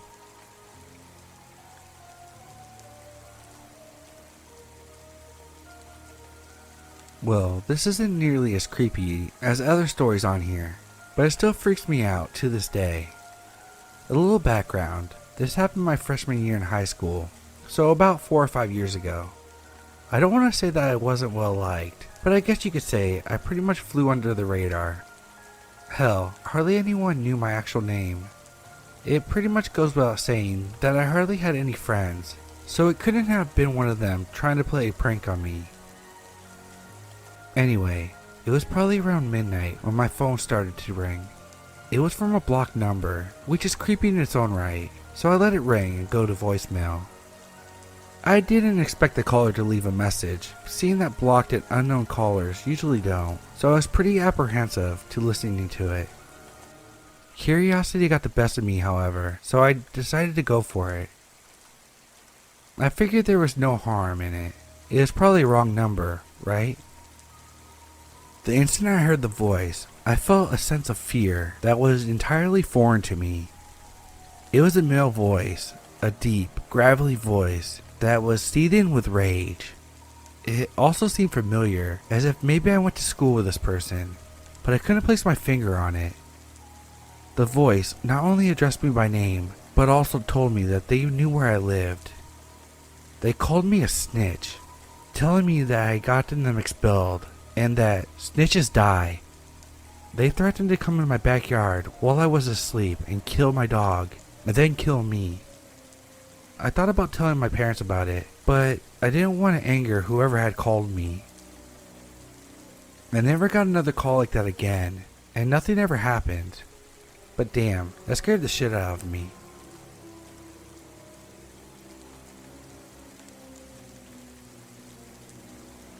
For some background information, about 2 years ago, I had to go to a psychiatric facility so that I could deal with my depression issues. At this time, I was a 14-year-old girl. I was in the hospital for 3 days when all of this started. The third day I was there, I woke up with an awful stomach ache. I convinced the nurses to let me stay and from activities and sleep off the pain. So, I'm alone in the hospital, plus the staff, when the patient phone starts ringing. I run over to answer it, thinking it was my boyfriend calling. But instead, it's a man's voice that I didn't recognize. Can I talk to Sandra? I was the only patient there, so I said she wasn't here. Alright, thanks. Who is this? The voice sounded a lot like my friend's dad, who I had just met the night before during visiting hours. I told him my name, figuring he would recognize it. What are you in for? I told him it was personal. This started to raise some red flags for me, because I told my friend's dad why I was in there the night before. Did you fight to get in here? Like, beat up any other girls? I said no, and I was quickly becoming creeped out. It took a few more personal questions for me to realize that there's no Sandra at the hospital. I wasn't sure on everyone's names, but I definitely hadn't heard Sandra before. I really started becoming uncomfortable, and I told him I had to go, and that was that. Visiting hours come around, and there's a phone call for me. A man asked for me, saying it was my dad, but my dad was sitting right next to me. I explained that he had called earlier, and my dad was pissed. He went over to the phone and demanded to know who was calling. The man didn't say anything and hung up. After a couple more calls for me by name, I told the hospital staff. They became very concerned and we weren't allowed to answer the phones for a while.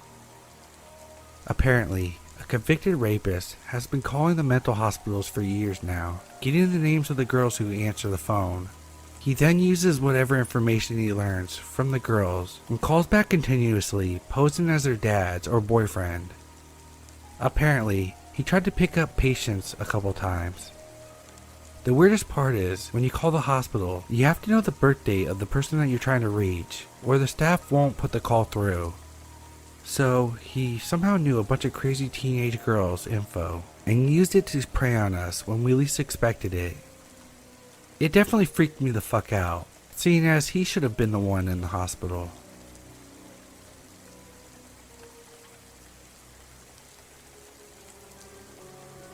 Several years ago, I was off school for summer break. I was about 16 at the time. My younger siblings were both at sleepaway camp. My parents both worked full time, and most of my friends were away. I ended up spending about a month alone at the house. Our phone system has always been a bit strange, since one of the phones has never worked. I didn't realize it, but my dad had replaced the faulty phone. I spent my time eating and reading, lazing around the house. I started to notice something a bit strange happening with the phones. The phone would ring, and I would pick up. Shortly after, the person on the other end would hang up. I didn't think anything of it, attributing it to strange phone system. Sometimes, I would forget to pick up the phone, and it would go straight to machine, which I would be able to hear, and there was never a message left. I didn't particularly find it odd, because there were a good deal of normal calls as well. Now, one weekend, I ignored one or two calls. I was too lazy to get up and pick the phone up. I heard the machine answer, and no message was left. I assumed that if it was important, the person would have left a message. I was in my room reading and listening to music when I heard a creaking of the front door. I got up out of my room and walked out the long hallway towards the front door. I assumed the wind blew it open, but it was a sunny, beautiful day and there's barely a breeze. Suddenly I froze. I heard the creaking of the floorboards, the wood in front of the door. Both parents were at work and no one should be coming over. I mustered up the energy and shouted out, "Hello?" I listened intently, waiting for a few minutes, and peeked around the hallway. No one was there, but the front door was wide open. I hurried over and slammed it shut. A few hours later, my parents came home. I explained the front door, trying to justify it, telling them that it must have been my mind playing tricks on me. They responded by saying I should really be careful because there has been robberies in the neighborhood in the last few weeks during the day when the robbers had checked that no one was home. I asked how they confirmed that no one was home, and what my mom said still chills me. They simply call the houses to see if anyone would pick up.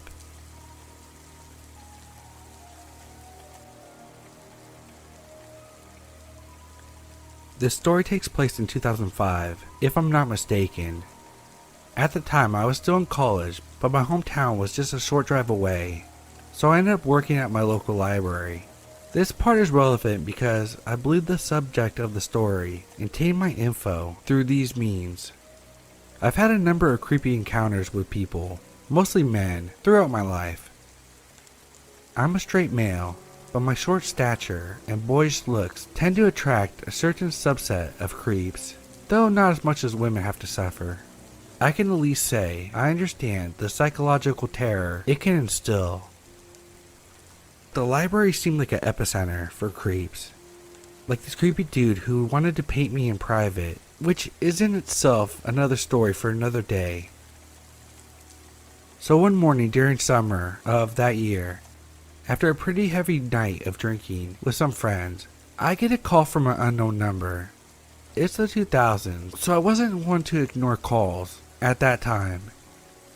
And it was coming in a ridiculous early time, so I worried it was something serious.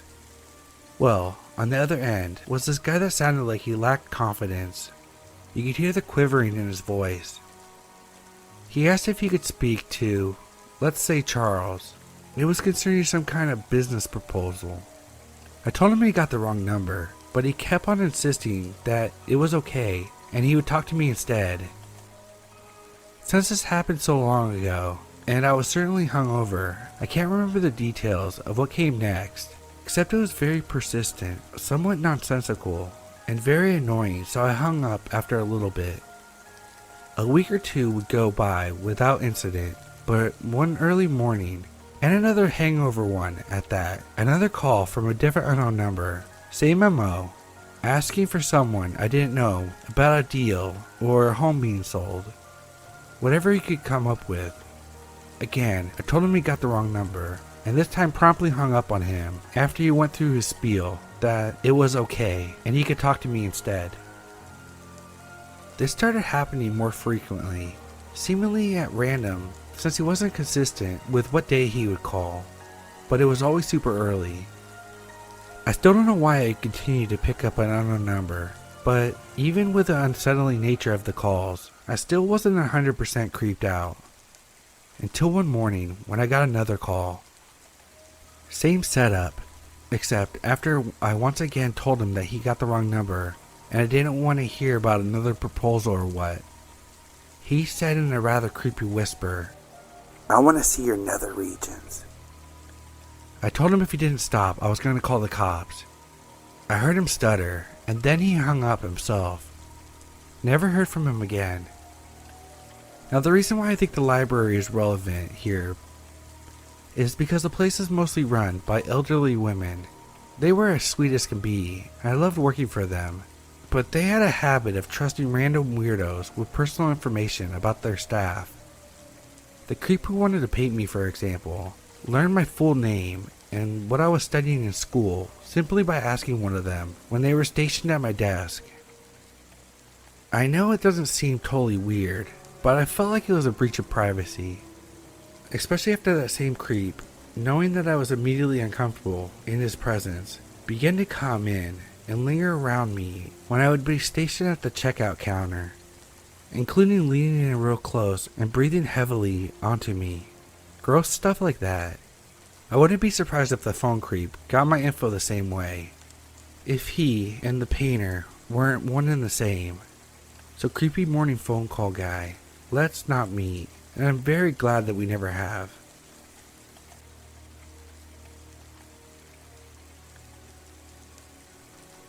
This happened yesterday, and before anyone says this, yes, I know I'm stupid.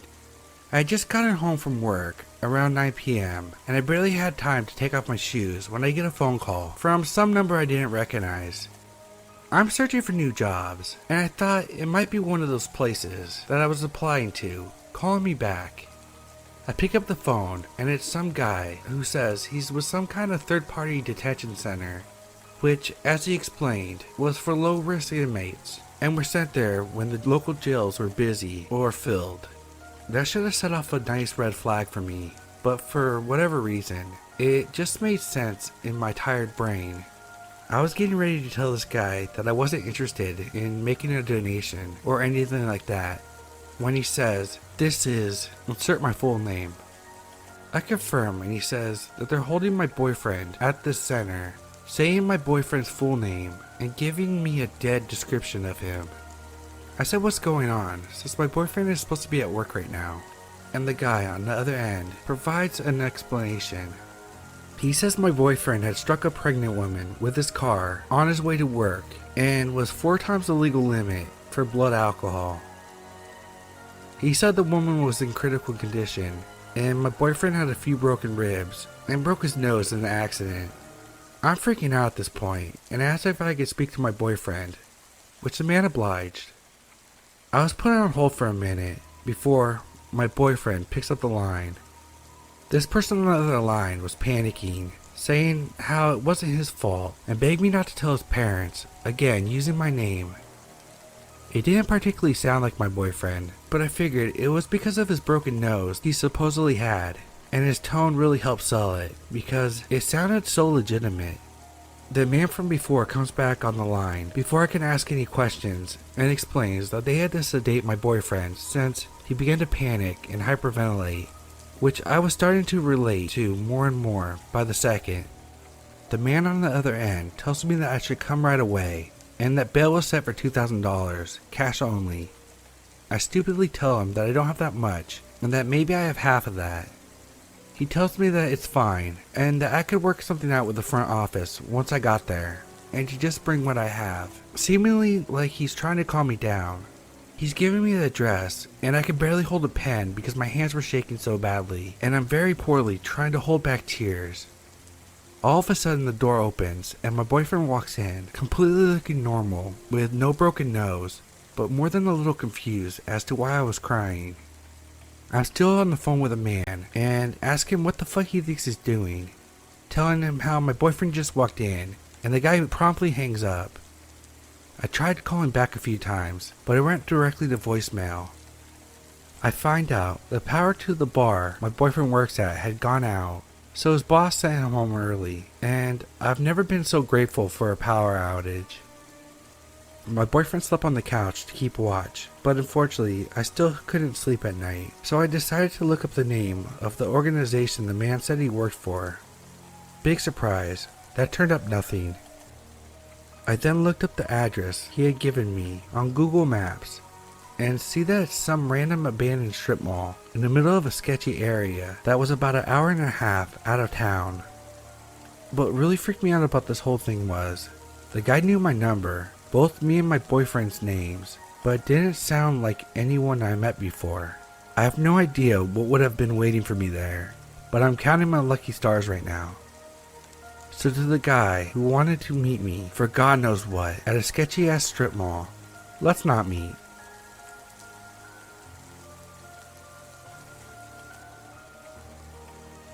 This is my first post here, and I'd like to share something that happened to me when I was a kid. I was around 7 years old, and very close to my aunt and uncle that lived a few towns over. We had a house phone, and I was allowed to make calls to people that were in the address book. I would call them once a week just to know how they were doing and ask silly questions, like how was your day, how are your dogs, or when are you coming to visit. One day, I accidentally pressed the wrong number while dialing and called someone else. A lady answered the phone, and I started talking as if I was talking to my aunt. I guess as a kid, I didn't find much different in females' voices. I asked her how she was. She said she was okay, but asked what my name was because apparently my number appeared as unknown. I told her, "Tia, this is Pineapple Yard. I'm using Mom's phone." Her voice changed, and she started talking to me like she knew me. Asked me questions about school, which I found odd because she knew I was homeschooled, which I corrected her and reminded her that I was homeschooled.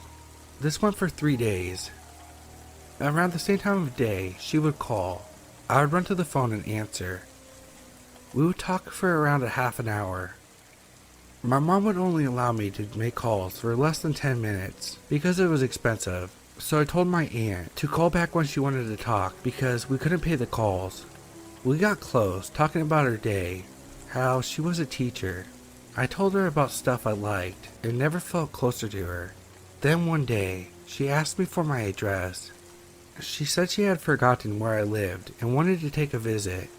And that was a big red flag for me, as my uncle and aunt knew exactly where I lived. I got a bit scared and hung up. I started overthinking about weird stuff she had said to me, like if I had a boyfriend, or what was my favorite place to visit. Questions my aunt probably would not ask. Next time she called, I told her that she wasn't my tia, and that we couldn't keep talking anymore, which she responded saying, "You're too friendly. It's sad we can't be friends anymore, but I know where to find you. We will see each other soon." and then hung up. I got scared. I went looking for my mom and told her I called the wrong number and that I hoped she didn't ground me. She checked the number in the caller ID and then the address book. The phone number was different from my aunt's by one number. It was a private phone, so it didn't appear in the big regional phone book. She called back, but no one picked up. I never told my mom what happened, just that I called the wrong number once, which was true. So creepy lady from my childhood.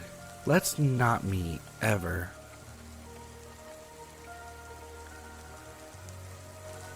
Good friends of mine and I went to college together and stayed in the same dorms. It wasn't uncommon for dorm phones to ring from drunk dialers or just plain misdials. The dorm phone number was very similar, and generally the person in the room would change from year to year. This particular friend of mine is athletic and is very good at the cold shoulder, so for the most part has never had any issues with creepers. She picks up the phone one night at 3 a.m. and there's a man on the other side of the phone. He identified himself by first name very readily. I think it was Joe. He asked for some other girl's name, and she informed him rather sleepily that he had the wrong number and no such girl lived there. He asked what her name is, and she gives it. He asks her the standard. "So what are you wearing?" She informs him, flannel PJs, and bids him a good night, thinking that was the end of it. The next night, again about 3 a.m., the phone rings and he asks for her by name. She informs him that she's not interested in speaking with him and not to call again. However, he didn't stop. He keeps calling her night after night. This is particularly worrisome because the dorm phone numbers are formatted such that you have a good idea where the room is by the number, and vice versa. She spoke with a friend in the family who is a cop who agrees to chase the unit on the phone. Her relationship with her roommate isn't above cordial, so the roommate doesn't understand that the trace item needs to stay plugged in because this is a legitimate issue. Fast forward to winter break. She is spending time in my room, but needs to go grab something in her room. While in her room, for just those brief minutes, the phone rings. The call trace unit isn't plugged in. She is afraid that he's calling because he could see her room light from the street, At the time, I noticed a man walking through the hallway. Since that night, I've never known if that was someone caring for the dorms, doing a round, or if it was a creeper. Fortunately though, my friend no longer picks up that phone. She's still spooked by men who sound like Joe,